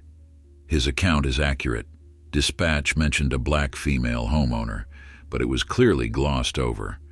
And Simmons's body language throughout the encounter shows a level of aggression that wasn't warranted by the situation." "What about the department's internal response?" "Interesting developments there," Drake said. "Detective Vasquez from Internal Affairs met with the county prosecutor this morning. Our sources indicate she's pushing for a grand jury, which is highly unusual at this stage." Marcus processed this information, adding it to his mental map of the situation. "And Mackley?" "He submitted his resignation letter an hour ago. A new version, extensively detailed, just as you suggested. It's already causing ripples through the department. Chief Bennett called an emergency meeting with his command staff." "Simmons?" "Holed up in a motel on the edge of town, drinking heavily. He's been making calls to police union representatives, apparently trying to secure legal support." Marcus contemplated his next move. The pieces were in motion now, some in ways he had anticipated, others taking unexpected turns. Mackley's cooperation, Vasquez's independence, the growing public pressure, all of these created leverage points he could use. "Keep monitoring," he instructed, "but maintain distance. I don't want any direct engagement yet." "Understood," Drake confirmed. "One more thing. There's a protest scheduled for tomorrow outside the precinct. Community leaders, clergy, Medical staff from the hospital. Could be significant. Marcus ended the call and returned to Amara's room, where the process of weaning her from the ventilator had begun. He stood quietly in the background, watching as the medical team made adjustments, checked readings, and spoke softly to Amara as though she could hear them. An hour passed, then 2. Amara's oxygen levels fluctuated but generally remained stable. Dr. Patel looked increasingly confident. "I think she's ready," she announced finally. "We're going to remove the breathing tube now." Marcus moved closer, taking position at Amara's side, his hand finding hers. The procedure was quick but intense. The tube removed, Amara's body instinctively gasping, oxygen mask applied. For several tense moments, everyone watched the monitors, waiting to see if her lungs would remember their purpose. The numbers stabilized. Amara was breathing on her own, her chest rising and falling in a natural rhythm for the first time in days. "Well done, Dr. Wilson," Dr. Patel said with a smile. "Now we wait for her to wake up, which could be hours or days. The sedation will take time to wear off completely." After the medical team departed, Marcus sat beside Amara, studying her face. Without the breathing tube, she looked more like herself, though still pale and drawn. He could see the woman he loved emerging from beneath the clinical trappings of critical care. "You're doing it," he whispered, stroking her hand. "You're fighting your way back." His phone vibrated with a text from a number he'd come to recognize, Officer Chen, the young cop assigned to guard Amara's room. Detective Vasquez requesting 5 minutes. Marcus texted back a single word: "Now." A moment later, there was a soft knock, and Elena Vasquez entered the room. She was in her late 40s with sharp eyes that missed nothing and the confident posture of someone accustomed to operating in hostile environments. "Mr. Wilson," she said, her voice professional but not cold. "I see Dr. Wilson is improving. That's excellent news." Marcus nodded, gesturing to the chair on the opposite side of the bed. Vasquez sat, her gaze briefly taking in the medical equipment, the chart at the foot of the bed, the personal items that had accumulated as Amara's condition stabilized, a robe hanging on the bathroom door, family photos on the nightstand, a stack of medical journals that Sarah had brought in for when she wakes up. "I understand you met with Officer Mackley yesterday," Vasquez said, getting straight to the point. "I did," Marcus confirmed, offering nothing more. "He submitted his resignation this morning, a rather detailed resignation outlining procedural failures, implicit bias, and systemic issues within the department." Again, Marcus simply nodded. Vasquez studied him, a hint of admiration in her expression. "You're not what I expected, Mr. Wilson." "And what did you expect, Detective?" "Given your background, threats, intimidation, perhaps even actions outside the bounds of law." She held his gaze steadily. "Instead, you've chosen a more surgical approach." "I'm interested in justice," Marcus said, "not revenge." "There's a difference between justice and accountability," Vasquez observed. "Which are you after?" "Both," Marcus replied without hesitation. "Accountability for those directly responsible, and justice for the system that made their actions possible." Vasquez nodded slowly. "I'm meeting with the grand jury next week. Officer Mackley's testimony will be crucial. Officer Simmons and the department leadership are already positioning to control the narrative. And you're telling me this because I need to know if we're working toward the same goal or if I should be preparing for complications." The question hung between them, unspoken but clear. Was Marcus planning his own form of justice outside the system? "Detective Vasquez," Marcus said carefully, "I spent 20 years serving this country in ways that will never be acknowledged. I understand the importance of systems and protocols, but I also understand their limitations and failures." He glanced at Amara, his expression softening almost imperceptibly. My wife believes in systems, in hospitals, in procedures, in the structures that hold society together.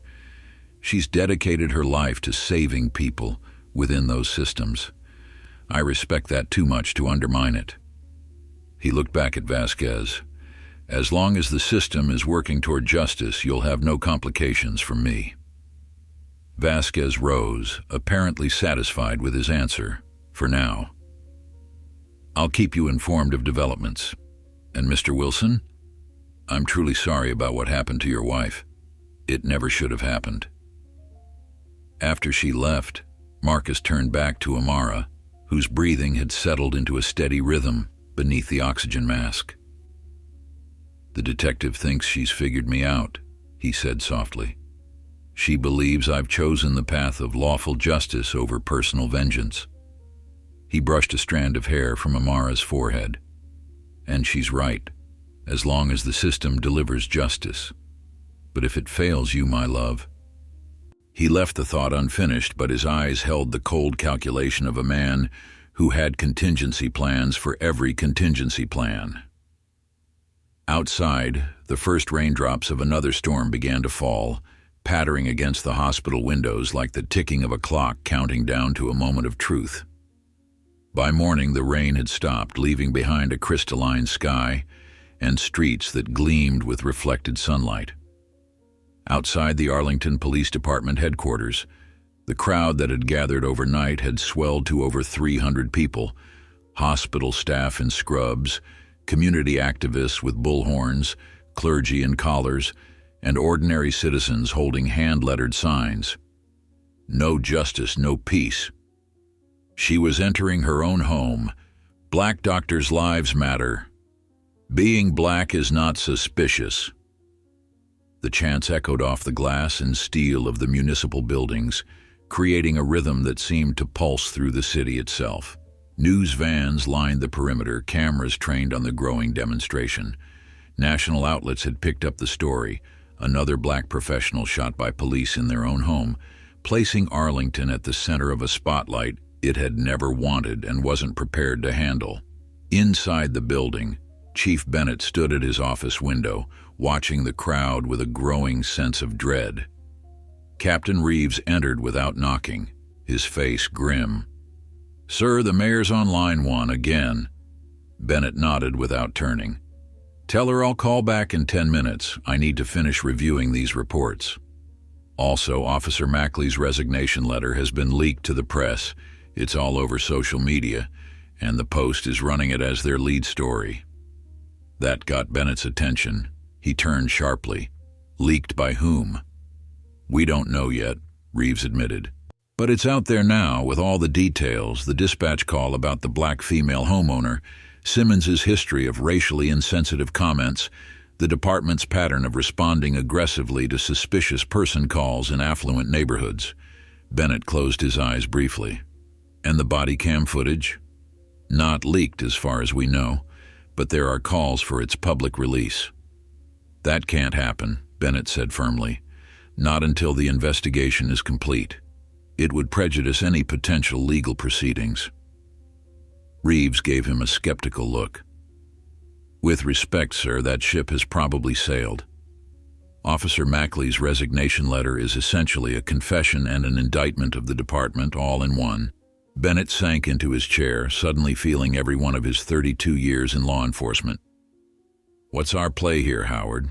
How do we contain this?" "I'm not sure we can," Reeves said honestly, "but I'd start by talking to Marcus Wilson again. If he's the one orchestrating this, the leak, the protests, the media coverage, maybe there's still a way to reach an understanding." "An understanding," Bennett repeated flatly. "You mean a settlement? A payout?" "I mean whatever it takes to prevent this from becoming a full-blown crisis that brings down the entire department." Bennett considered this, then shook his head. "I've met Wilson. He's not looking for money or even a scapegoat. He wants something more fundamental, a complete reckoning." "Then give him one," Reeves suggested. "Better it happens on our terms than having it forced on us." Before Bennett could respond, his intercom buzzed. "Sir," his assistant's voice came through, sounding stressed. "Detective Vasquez is here. She says it's urgent." Bennett and Reeves exchanged glances. "Send her in," Bennett said. Elena Vasquez strode into the office with the confident bearing of someone who had made a difficult decision and was prepared to face the consequences. She nodded to Reeves but addressed Bennett directly. "I've just come from the prosecutor's office. The grand jury will be convened on Monday to consider charges against Officer Mackley and potentially Officer Simmons." The silence that followed was heavy with shock. Bennett recovered first. "That's remarkably fast, Detective. Almost unprecedented." "The circumstances warrant it," Vasquez replied evenly. "We have clear evidence of procedural violations, an officer's own admission of wrongdoing, and a victim who nearly died because of it. And you took this step without consulting me," Bennett noted, his voice dangerously calm. "I exercise my discretion as the lead investigator," Vasquez said unapologetically. "The integrity of this investigation required independent action." Bennett stood, placing his palms flat on the desk. "You've overstepped, Detective." "No, sir," Vasquez countered. "I've done exactly what internal affairs is supposed to do: hold officers accountable when they violate their oath and the public trust." The tension in the room was palpable.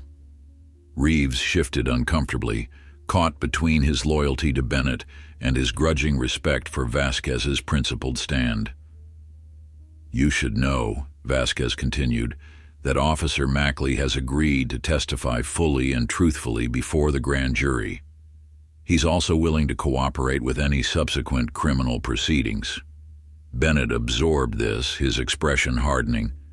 "And Officer Simmons?" "He's retained counsel through the union. His position remains that he and Mackley followed procedure and acted reasonably under the circumstances." "Two officers, same incident, completely different accounts," Bennett mused, echoing the observation the prosecutor had made to Vasquez. "This department is about to be torn apart from the inside." "Not if we do the right thing," Vasquez said firmly. "Not if we acknowledge the failures, not just of individuals, but of the system, and commit to genuine reform." Bennett studied her for a long moment. "You really believe it's that simple?" "There's nothing simple about it," Vasquez acknowledged. "But it's necessary. And it starts with transparency. Release the body cam footage, sir, before it gets leaked too." Karen Westfield sat rigidly on her living room sofa, the television muted, but still showing coverage of the protests outside the police station. Her husband, Robert, paced behind her, phone pressed to his ear as he argued with someone from his public relations firm. "I don't care what it costs," he was saying. "We need to get ahead of this. My wife is being portrayed as some kind of racist vigilante, and it's affecting my business relationships." Karen stared at the screen at the signs bearing her name. Karen Westfield, the real criminal, and felt a strange disconnect, as though this were happening to someone else. She had only been doing what the neighborhood watch guidelines suggested: report suspicious activity. How was she supposed to know the woman was a homeowner? Dr. Wilson had never introduced herself, had never attended the neighborhood association meetings. The doorbell rang, causing both Westfields to freeze. Robert ended his call abruptly. "Don't answer it," Karen whispered. "It could be protesters." Robert peered through the peephole, then stepped back in surprise. "It's Detective Vasquez from the police department." Karen smoothed her sweater nervously as Robert opened the door. Detective Vasquez stood on their porch, alone, her badge visible on her belt.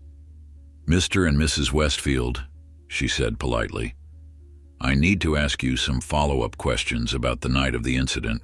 May I come in?" Robert hesitated, then stepped aside. "Of course, Detective. We want to cooperate fully." They settled in the living room, Karen and Robert on the sofa, Vasquez in an armchair across from them. The detective pulled out a notebook but didn't immediately open it. Mrs. Westfield, she began, I've reviewed your initial statement about why you called 911 that night. You reported, and I quote, a suspicious black woman attempting to break into the Miller house. Is that accurate? Karen nodded stiffly. Yes, it was dark and raining, but I could see someone at the back door. It looked like they were trying to get in. And you specifically mentioned in your call that the person was black. Why was that detail important to include? Karen blinked, caught off guard by the directness of the question. I was just being descriptive, for identification purposes. I see, Vasquez said, making a note. And were you aware that Dr. Amara Wilson, a black woman, had purchased that house 3 months ago? No, Karen said quickly. The Millers never told us they had sold. Actually, Vasquez countered, according to Neighborhood Association records, which you maintain as the secretary, the sale was announced at the meeting on April 12th. You were present and took minutes. Karen paled slightly. There are so many items discussed at those meetings. I can't be expected to remember every detail. Of course not, Vasquez agreed. That's why you take minutes. Minutes which include, and again I quote, Tom and Diane Miller announced the sale of their home to Dr. Amara Wilson and her husband Marcus, who will be moving in next month. Robert shifted uncomfortably. Detective, what exactly are you implying here? I'm not implying anything, Mr. Westfield. I'm establishing facts. Vasquez turned back to Karen. Mrs. Westfield, this wasn't the first time you've called police about suspicious individuals in the neighborhood, was it? I take neighborhood security seriously, Karen said defensively. Indeed, in the past year, you've made 6 calls reporting suspicious persons. All of them were people of color. All of them turned out to be legitimate residents or service providers. Karen's face flushed. That's just a coincidence. Is it? Vasquez asked, her tone neutral but pointed. Because pattern recognition is a significant part of my job, Mrs. Westfield, and I'm seeing a very clear pattern. In Amara Wilson's hospital room, Marcus sat reading aloud from one of her medical journals. The doctors had suggested familiar stimuli might help bring her to consciousness as the sedation continued to wear off. So for the past hour, he had been reciting the latest research on trauma care protocols, occasionally glancing up to check for any sign of response. A retrospective analysis of 415 patients demonstrated a 23% reduction in mortality when this approach was implemented, he read, then looked up again. This time he noticed a change, a slight flutter of Amara's eyelids, a twitch of her fingers against the sheets.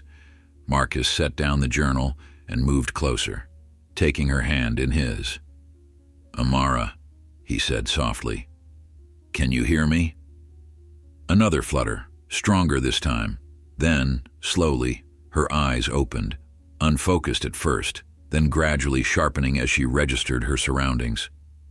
Her gaze settled on Marcus, confusion giving way to recognition.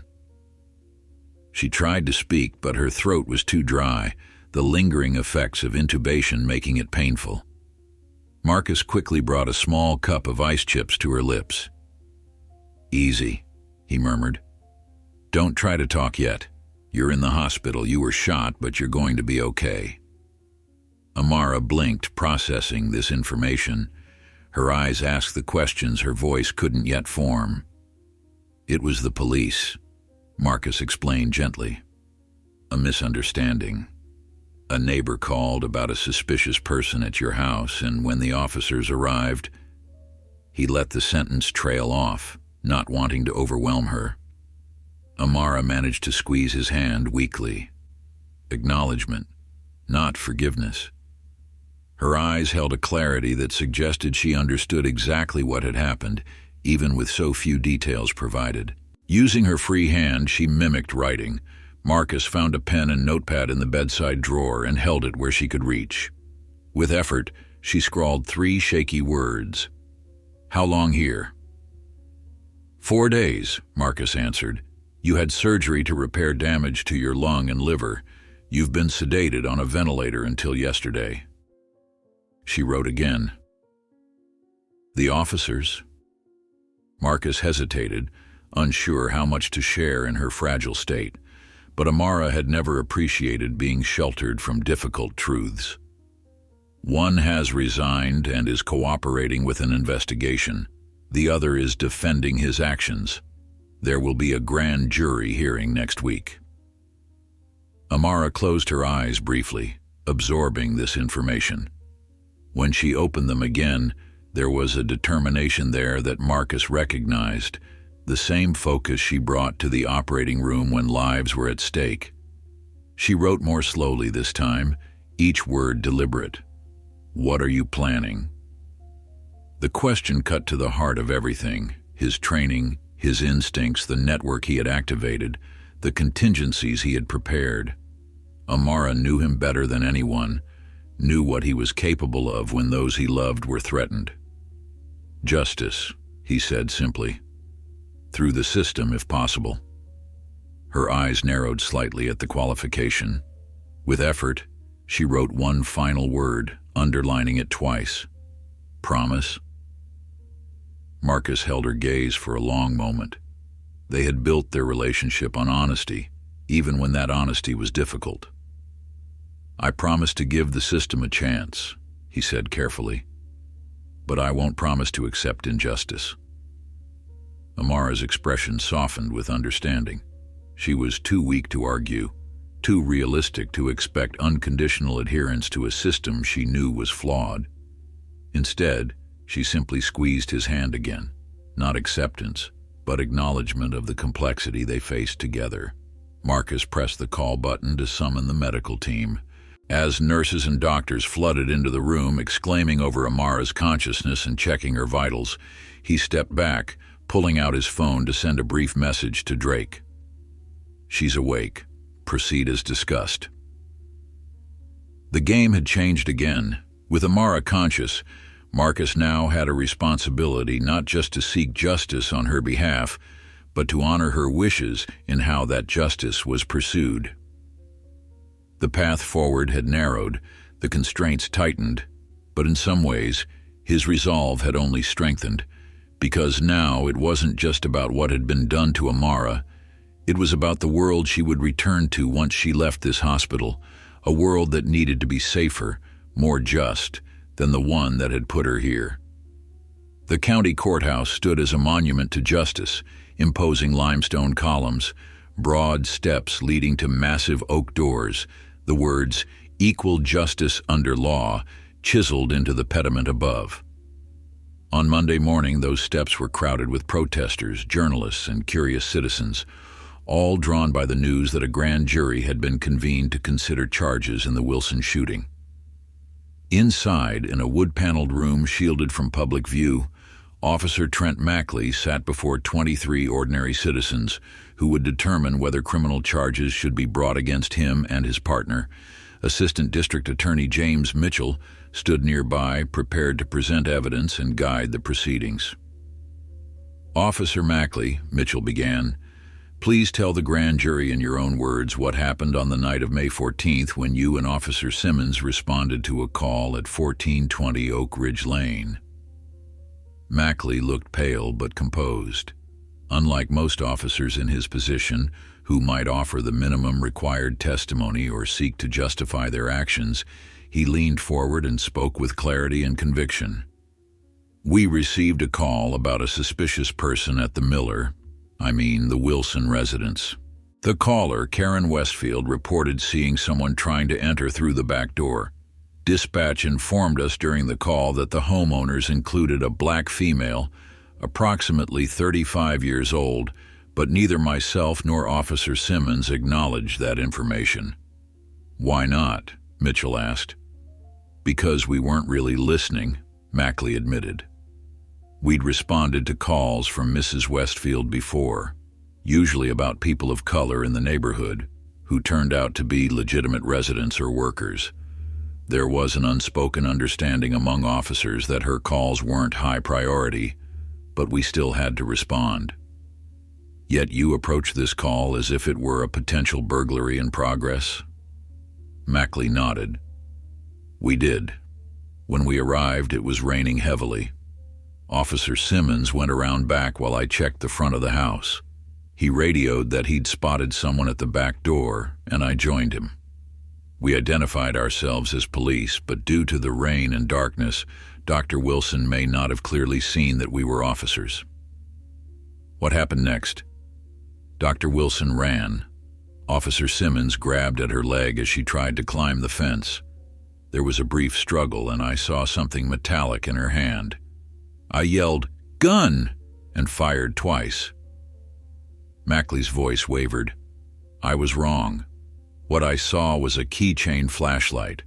Dr. Wilson was simply trying to enter her own home when we confronted her like a criminal.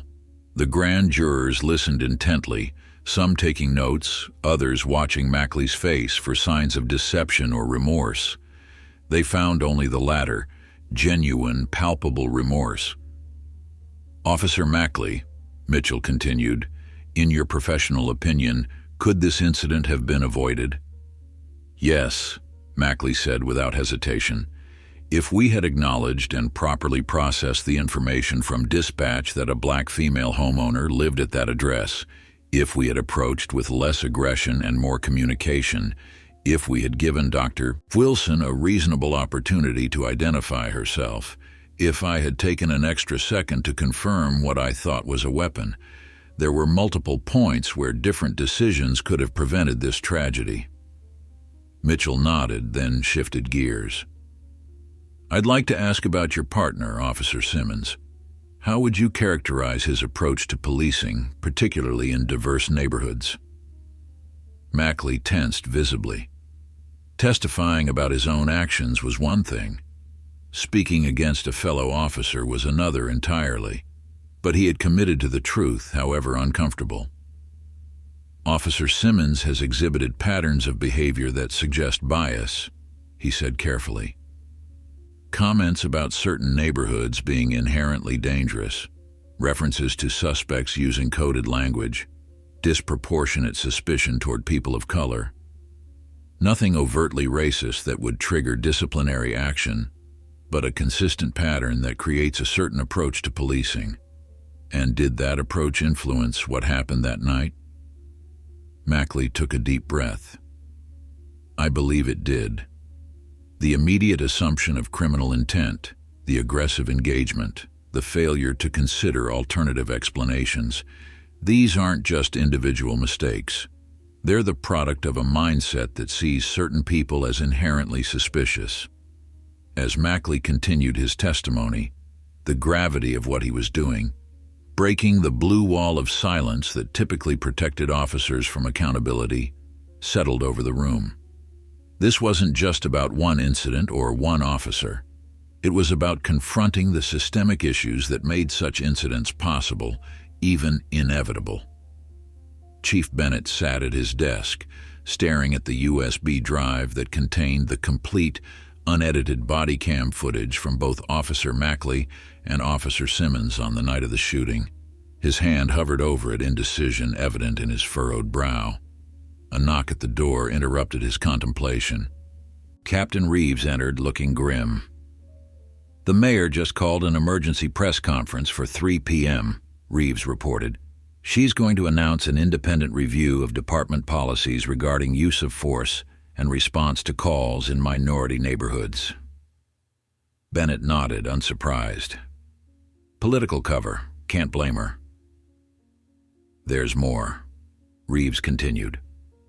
Officer Simmons' attorney has issued a statement saying that Simmons was following department protocols and had reasonable fear for his safety. He's claiming Mackley's account is distorted by guilt and pressure from external forces. External forces, Bennett repeated dryly. You mean Marcus Wilson? Among others. The statement doesn't name names, but the implication is clear. Mackley's testimony is compromised because he's afraid of retaliation from Wilson. Bennett shook his head in disgust. Simmons is digging himself deeper. Wilson hasn't made a single threat. He hasn't had to.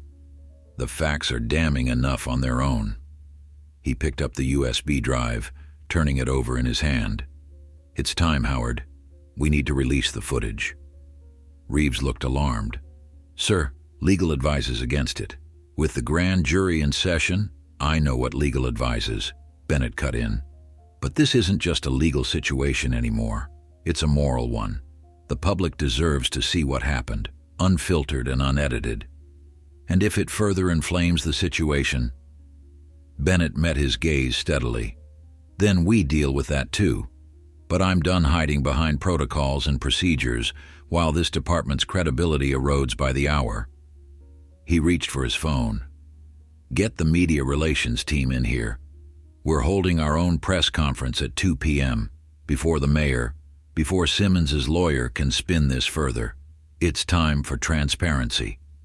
In her hospital room, Amara Wilson sat propped up against pillows, her strength returning incrementally but her mind fully alert. Dr. Patel had just finished examining her, pleased with her progress but cautious about the long recovery ahead. Your lung capacity is improving, but you'll need respiratory therapy, she explained.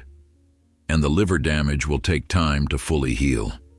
We're looking at weeks of recovery, not days. Amara nodded, her voice still raspy but functional. When can I go home? Dr. Patel hesitated. Medically speaking, perhaps another week. But Amara, she used her first name, colleague to colleague. There are other considerations. Your home is currently a crime scene, and there's significant media attention. I'm aware, Amara said quietly. She had seen the news coverage on the TV in her room, had read the outpouring of support and outrage on social media. Her case had become a flashpoint in the ongoing national conversation about race and policing. Sarah Kim entered as Dr. Patel was leaving, carrying a tablet. You have a lot of visitors wanting to see you, she reported. I've been running interference, but some are pretty persistent. Let me guess, Amara said. Reporters, politicians, civil rights attorneys.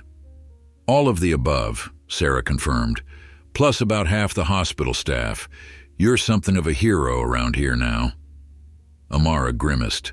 For getting shot in my own backyard? That's a strange kind of heroism. For surviving, Sarah corrected. For representing something bigger than yourself. She hesitated. And for being married to a man who's got half the police department looking over their shoulders. At that, Amara's expression grew more serious. Where is Marcus? He went to get some fresh clothes and check on something at your house. He said he'd be back within the hour. Amara reached for the tablet Sarah had brought. Show me everything. All the news coverage, the statements, the social media discussions. I need to understand exactly what's happening. Sarah looked uncertain. Are you sure that's a good idea right now? You're still recovering. I was shot because someone saw me as a threat rather than a human being, Amara said firmly. I deserve to know how the world is responding to that, and I need to understand what Marcus is facing, what decisions he's making on my behalf. Reluctantly, Sarah handed over the tablet. For the next 30 minutes, Amara immersed herself in the digital record of the past week. The initial reports of the shooting, the revelation of her identity as a respected trauma surgeon, the growing protests, Mackley's resignation letter, the grand jury proceedings, and the swirling speculation about her husband's mysterious military background. What struck her most was the pattern of responses, the predictable cycle of outrage, defensiveness, political posturing, and calls for reform that followed each such incident.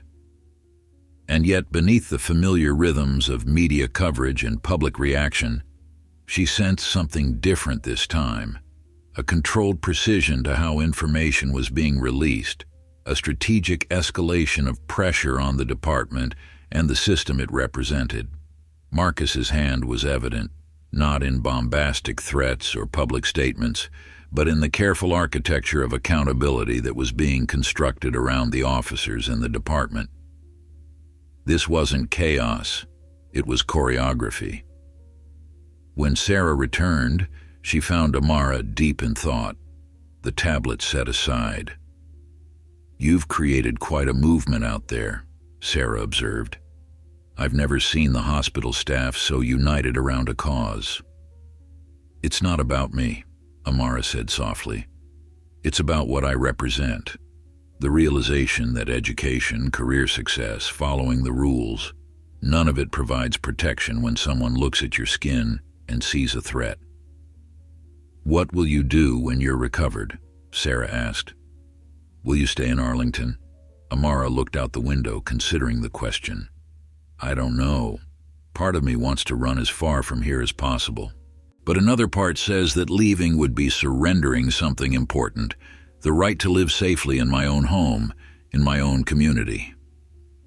She turned back to Sarah. "What would you do if you were me?" Sarah took her time answering. "I think I'd be guided by whatever would bring the most healing, not just for myself, but for the community. Sometimes that means staying and being a catalyst for change. Sometimes it means protecting your peace by walking away." Amara nodded thoughtfully. "And what would you do if you were Marcus?" At that, Sarah hesitated. "Honestly, if someone shot my spouse, I'd probably want to burn the whole system to the ground." Amara smiled faintly. "That's what I'm afraid of." Officer Derek Simmons sat alone in the precinct parking garage, the engine of his car idling as he stared blankly at the concrete wall ahead. The grand jury was in session. Mackley was testifying. Bennett had called a press conference. The walls were closing in. His phone buzzed with a text from his union rep. "Chief releasing body cam footage at 2 p.m. Prepare for backlash." Simmons swore under his breath. With the footage public, his already tenuous position would become untenable. Even the carefully crafted statement his lawyer had released would crumble against the visual evidence of what had actually happened that night. He was so absorbed in his thoughts that he didn't notice the figure approaching his car until a tap on the window made him jump. Marcus Wilson stood beside the vehicle, his expression unreadable. For a long moment, Simmons sat frozen, genuine fear flooding his system. Then slowly he lowered the window. "Mr. Wilson," he managed, his mouth suddenly dry. "Officer Simmons," Marcus replied, his voice eerily calm. "I think it's time we had a conversation." Simmons glanced around the parking garage, realizing with growing unease that they were alone. No witnesses, no cameras in this section. Just him and the husband of the woman he had helped to shoot. A husband whose classified military background had become the subject of whispered speculation throughout the department. "I have nothing to say to you," Simmons said, trying and failing to sound confident. "My attorney has advised against any discussions related to the incident." "This isn't about the incident," Marcus said. "This is about what happens next." He leaned slightly closer, his voice dropping. "You have a choice to make, Officer Simmons, right now, today. And that choice will determine many things, including what kind of life you have after all this is over." Simmons' hand moved instinctively toward his weapon, but Marcus didn't react, didn't tense, didn't show any concern at all. Somehow that was more terrifying than any overt threat could have been. "What do you want from me?" Simmons asked, hating the tremor in his voice. Marcus's expression remained unchanged. "The same thing I want from everyone involved. Accountability, truth, justice. The question is whether you'll be part of that willingly, or whether you'll have to be dragged to it. Are you threatening me?" A hint of something, not quite a smile, touched Marcus's lips. "No, Officer Simmons. I'm offering you an opportunity, perhaps the last one you'll get." The press conference room at Arlington Police Headquarters was packed beyond capacity. Journalists jostled for position, cameras lined the back wall, and the air hummed with tense anticipation. At precisely 2 p.m., Chief Bennett stepped to the podium, flanked by Captain Reeves and the department's legal counsel, who looked distinctly uncomfortable. "Good afternoon," Bennett began, his voice steady despite the gravity of the moment. "1 week ago, Dr. Amara Wilson was shot twice by Officer Trent Mackley while attempting to enter her own home. This incident has raised profound questions about policing practices, implicit bias, and accountability within our department and our community." He paused, scanning the room. "Today, in the interest of full transparency, I am releasing the complete, unedited body cam footage from both Officer Mackley and Officer Simmons. This footage is difficult to watch. It shows the moments leading up to and including the shooting of an innocent woman. But the public deserves to see exactly what happened without filters or interpretation." A murmur rippled through the assembled journalists. This was unprecedented. Police departments typically fought to withhold such footage, especially during ongoing investigations. "Before we show the video, I want to make one thing clear," Bennett continued. "What you will see represents a failure. A failure of training, a failure of judgment, and a failure of the systems designed to prevent such tragedies. As chief of this department, I accept responsibility for those failures." With a nod to a technician, the lights dimmed, and a large screen behind Bennett came to life. For the next 6 minutes, the room was silent except for the audio from the footage, the rain, the heavy breathing of the officers as they moved around the house, the sudden confrontation, the shouted commands, Amara's startled cry, the struggle, and then the devastating sound of gunshots. When the lights came back up, several journalists were visibly shaken. The footage had been worse than most had anticipated, clearer, more damning. It showed not just the shooting itself, but the moments afterward when the officers realized their mistake. The growing horror on Mackley's face contrasted with Simmons's defensive posturing. Bennett returned to the podium. "Questions?" Hands shot up across the room. Bennett pointed to a veteran reporter from the Washington Post. "Chief Bennett, given what we've just seen, will you be recommending criminal charges against the officers involved?" "That decision rests with the grand jury currently in session," Bennett replied. "But I will say this. What happened to Dr. Wilson was not just a mistake. It was the result of systemic failures that must be addressed, regardless of what legal proceedings may follow." Another reporter called out, "The footage clearly shows the officers were told about a black female homeowner but proceeded as if Dr. Wilson was an intruder. How do you explain that?" Bennett didn't flinch from the question. "I can't defend it. This incident reflects a pattern of selective attention, hearing what confirms pre-existing assumptions and filtering out information that contradicts them. That's not just poor policing. It's the definition of bias in action." "What about Officer Simmons?" asked a local reporter. "Officer Mackley has resigned and is cooperating with investigators, but Simmons maintains they did nothing wrong. Will he face departmental discipline?" Bennett's expression hardened slightly. "Officer Simmons is currently on administrative leave pending the outcome of both criminal and internal investigations. Beyond that, I cannot comment on specific personnel matters." As the questions continued, a subtle shift was occurring in the room. The usual adversarial relationship between press and police seemed to give way to something more nuanced, a collective reckoning with the reality that had been captured on camera. This wasn't an abstract debate about policing policies or racial bias. It was the undeniable evidence of how those issues had converged in a single tragic moment, forever altering the life of a dedicated physician who had simply been trying to enter her own home. Across town, in a secure conference room, Marcus Wilson sat with Drake and 2 other former Unit 81 operators, watching the press conference on a laptop. The body cam footage played again, and Marcus watched it with the same clinical detachment he had maintained since first viewing it hours earlier. "Bennett's taking a significant risk," Drake observed. "Releasing that footage could inflame the situation further. Or it could demonstrate a commitment to transparency that builds trust," countered another operator, a man known simply as Vega. Either way, it changes the landscape. Marcus remained silent, his focus not on Bennett but on the footage itself, analyzing angles, timing, the positioning of the officers, the exact sequence of events. His military training had taught him to break down complex scenarios into component parts, to see patterns and weaknesses that others might miss. "What about Simmons?" asked the third man, Reed, a former intelligence specialist. "Did our conversation with him bear fruit?" Marcus closed the laptop. "We'll know soon enough."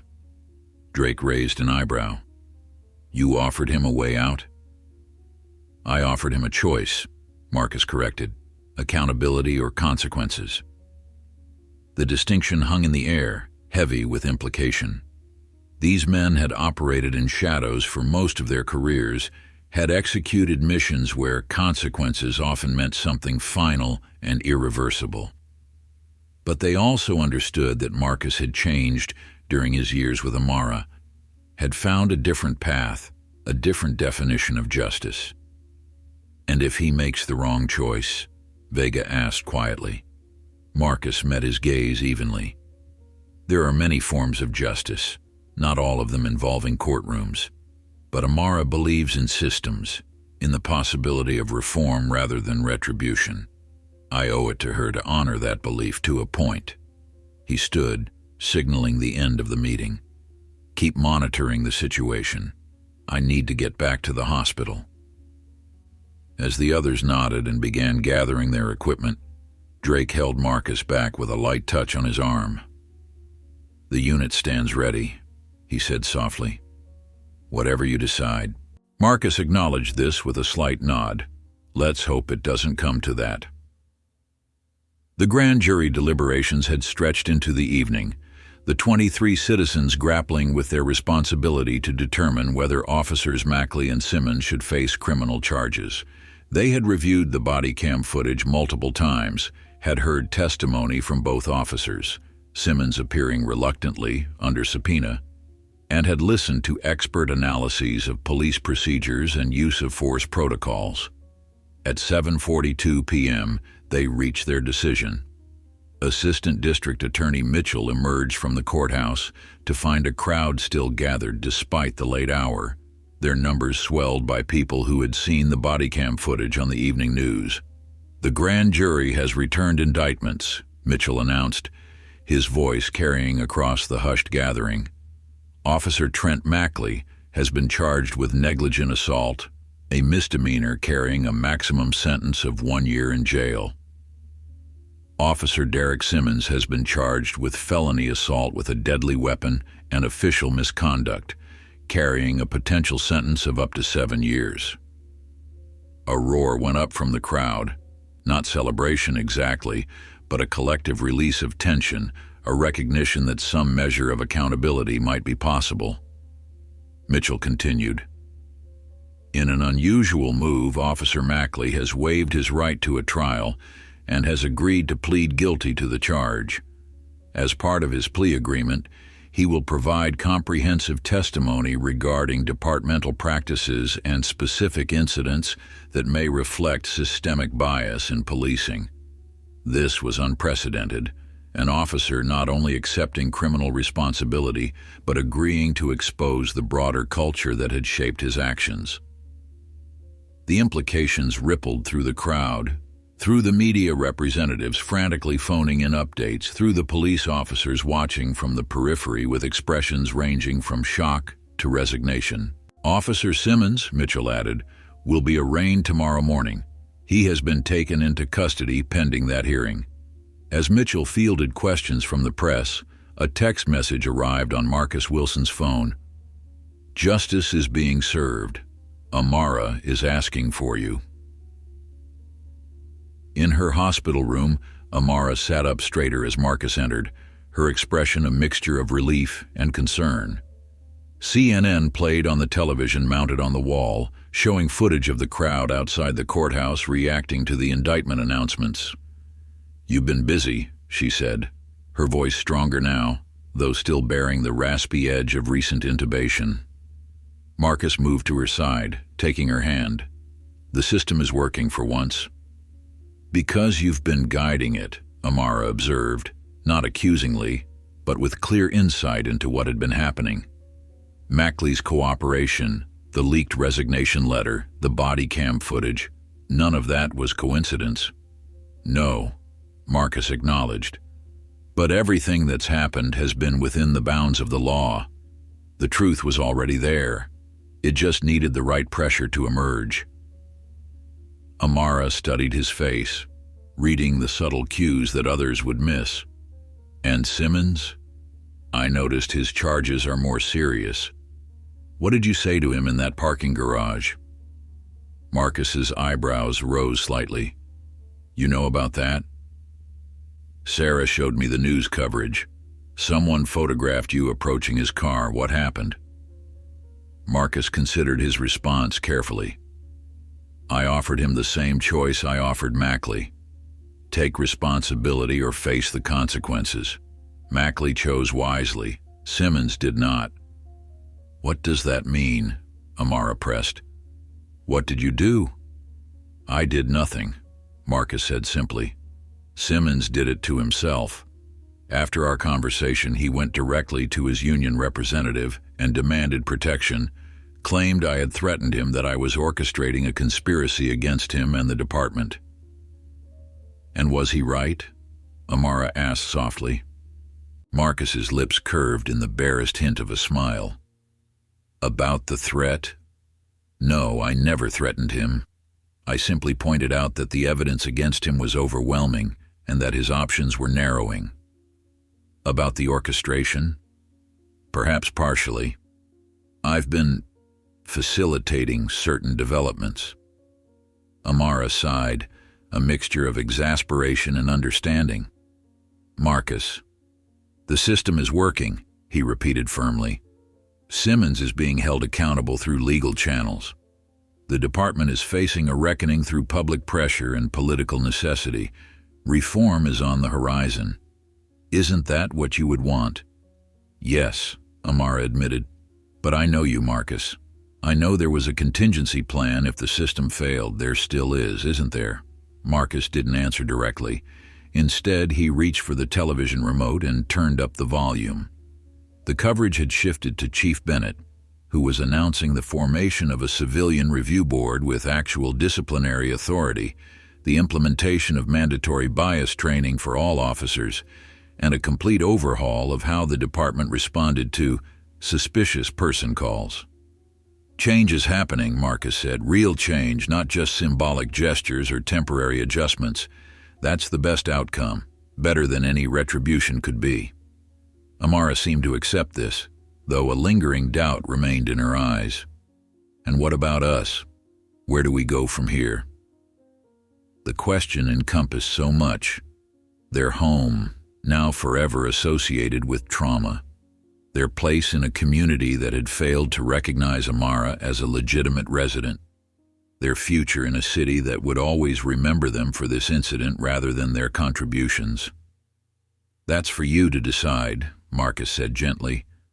I can adapt to any environment, any circumstance.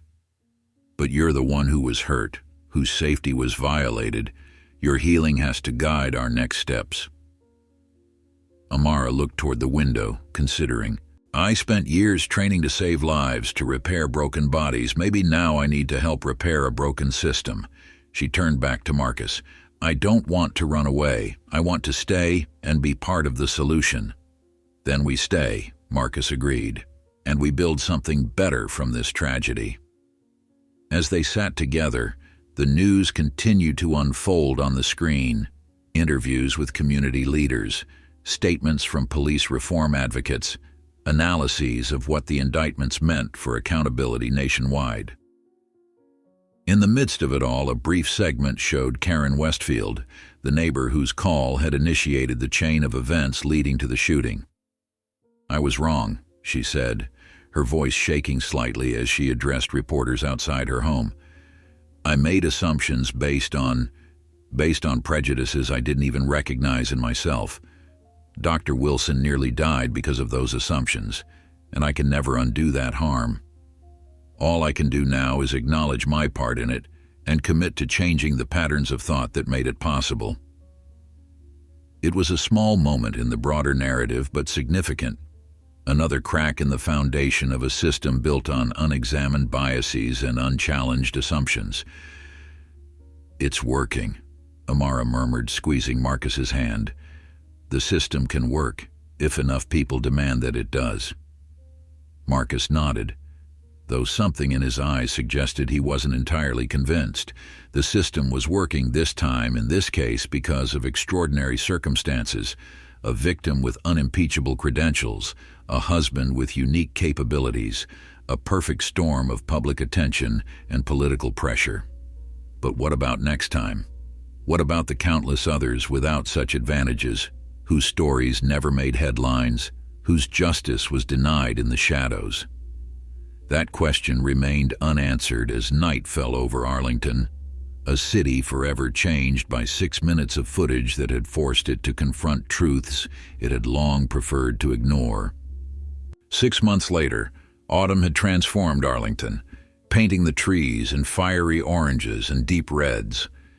The Wilson home on Oak Ridge Lane looked different now.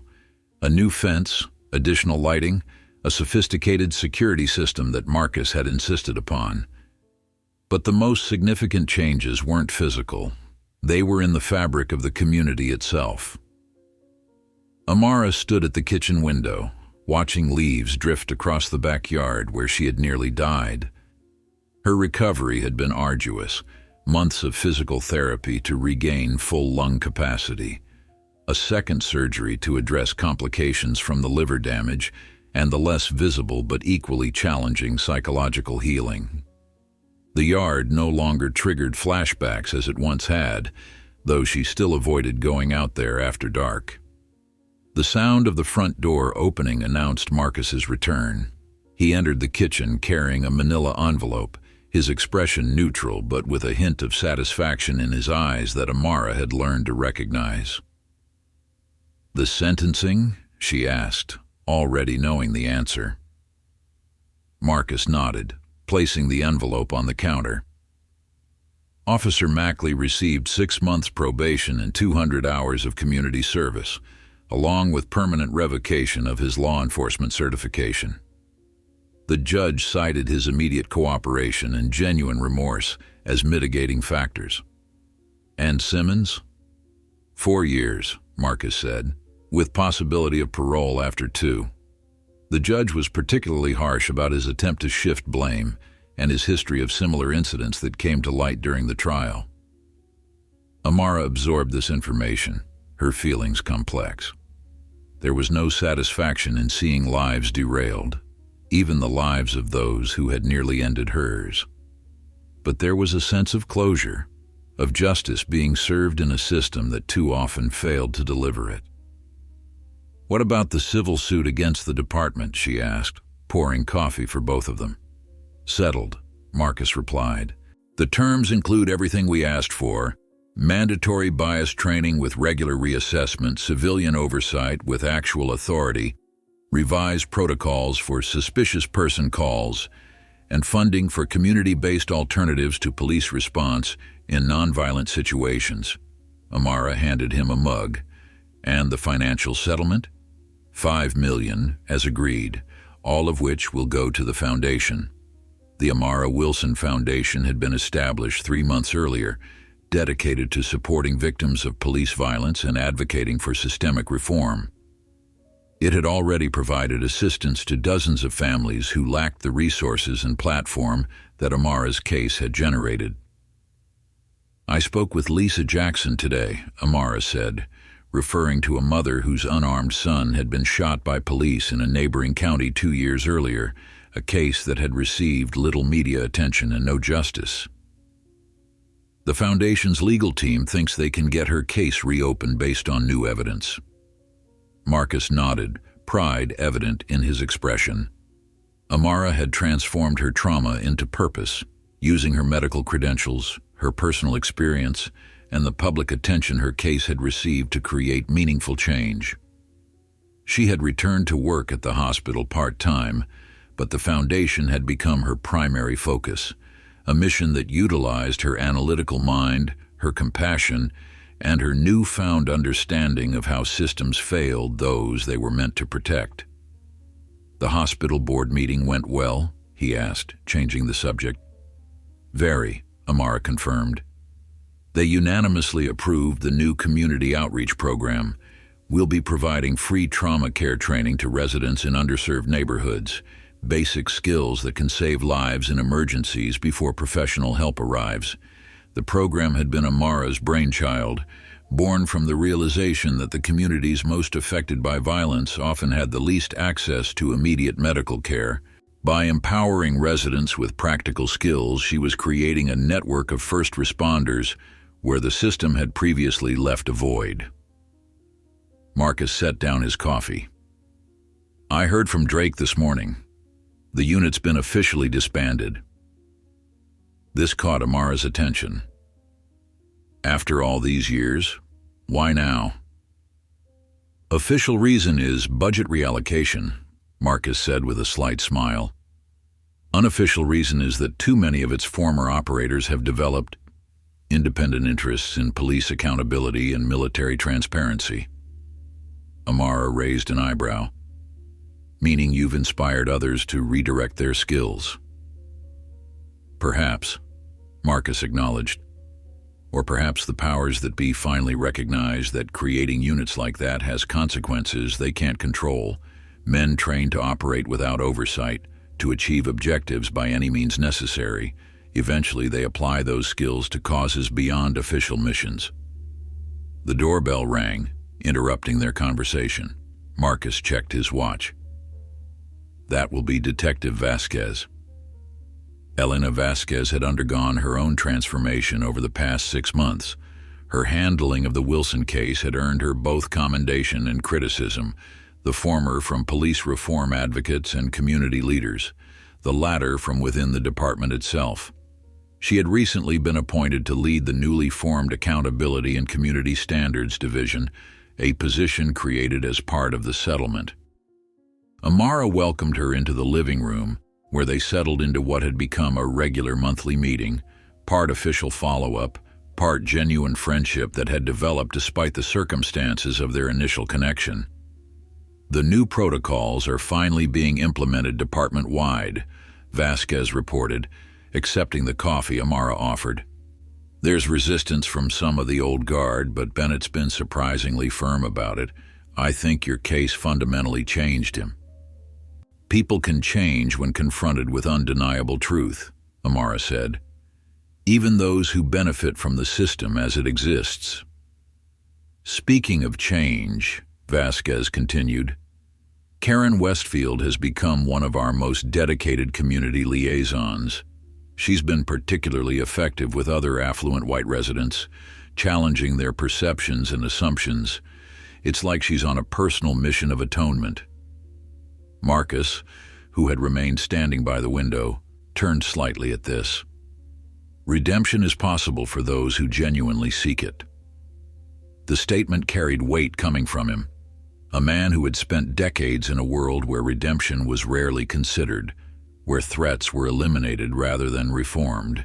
His journey alongside Amara's recovery had been its own form of transformation, a recommitment to the path he had begun when he first stepped away from Unit 81 to build a life with her. After Vasquez departed, promising to return with updates on the department's reform progress, Marcus and Amara prepared for their evening plans, a community forum at the local university where Amara would be speaking about her experience and the work of her foundation. "Are you ready for this?" Marcus asked as they drove toward the campus. "It's a larger audience than you've addressed before." Amara nodded, reviewing her notes one last time. "I'm ready. These conversations need to happen even when they're uncomfortable, especially when they're uncomfortable." The university auditorium was filled beyond capacity, with students sitting in the aisles and standing along the walls. As Amara took the stage, a hush fell over the crowd. For a moment she stood silently, surveying the faces before her, diverse in age, race, and background. but united in their desire to understand and address the systemic issues her case had highlighted. 6 months ago, she began, her voice steady and clear, I was shot twice while trying to enter my own home. I was labeled a threat because of assumptions based on the color of my skin. I nearly died because those assumptions weren't questioned, because the systems designed to protect all citizens failed in their most fundamental purpose. From his position at the back of the auditorium, Marcus watched with quiet pride as Amara commanded the space, her words resonating with an audience hungry for both her personal truth and the broader perspective she offered as both victim and advocate. But this isn't just my story, she continued. It's the story of countless others who didn't have the platform I've been given, who didn't survive to speak their truth, or whose truth was ignored because it contradicted comfortable narratives. Real change requires all of us to examine those narratives, to question the systems we've built, and to commit to dismantling and rebuilding when those systems cause harm. As she spoke, Marcus reflected on the path that had led them here, from that rainy night when a neighbor's call had nearly destroyed their lives, through the careful campaign for justice he had orchestrated, to this new mission that had given Amara's trauma purpose and direction. The methods he had employed, the strategic pressure points, the information leaks, the carefully calibrated confrontations, had drawn on his military training, but had been tempered by Amara's unwavering belief in the possibility of systemic reform rather than retribution. It had been a delicate balance, walking the line between facilitating justice and seeking revenge. In the end, he had honored her wishes, had channeled his capabilities toward accountability rather than punishment, and in doing so, he had discovered a different kind of mission, one that built rather than destroyed, that reformed rather than eliminated. After the forum concluded, as they walked through the campus grounds toward their car, Amara slipped her hand into Marcus's. "Thank you," she said simply. "For what?" "For finding a different path, for using your skills to create change rather than chaos. I know there were moments when it would have been easier to resort to the methods you were trained in." Marcus squeezed her hand gently. "Those methods were never the only option, just the most familiar one. The hardest habits to break are the ones that once kept us safe," Amara observed, "or made us feel powerful." They reached their car, but instead of getting in, Marcus turned to face her fully. "I've never felt more powerful than I did watching you tonight, seeing how you've transformed your pain into purpose, how you've refused to be defined by what happened to you." Amara smiled, the expression reaching her eyes in a way it hadn't in the early months of her recovery. "We've both been transformed by this, haven't we? You're not just the architect anymore, and I'm not just a trauma surgeon. We're something more complex now. Advocates," Marcus suggested. "Reformers. Survivors," Amara added, "and witnesses to the possibility of change, even in systems that seem immovable." As they drove home through the autumn evening, the streets of Arlington looked different to them both, not just because of what had happened, but because of what was happening still. In community meetings and police training sessions, in hospital outreach programs and foundation initiatives, in the daily interactions that shaped perception and policy, a new reality was being constructed. It wasn't perfect. It wasn't complete. The work would continue long after the public memory of Amara's shooting faded, long after the specific reforms implemented in its wake had become standard practice. The deeper currents of bias and fear that had made such an incident possible in the first place would require generations to address fully. But something had shifted in this community, in this moment, in these lives. A door had been opened that could not easily be closed again. And as they returned to the home that had once been the site of near tragedy, now transformed into a center of healing and advocacy, both Amara and Marcus understood that their story was just one thread in a larger tapestry of change, a change that came not from weapons or threats, not from violence or vengeance, but from the steady, relentless pressure of truth against systems built on denial and silence. That was the most powerful force of all, more lasting than any tactical operation, more transformative than any act of retribution could ever be.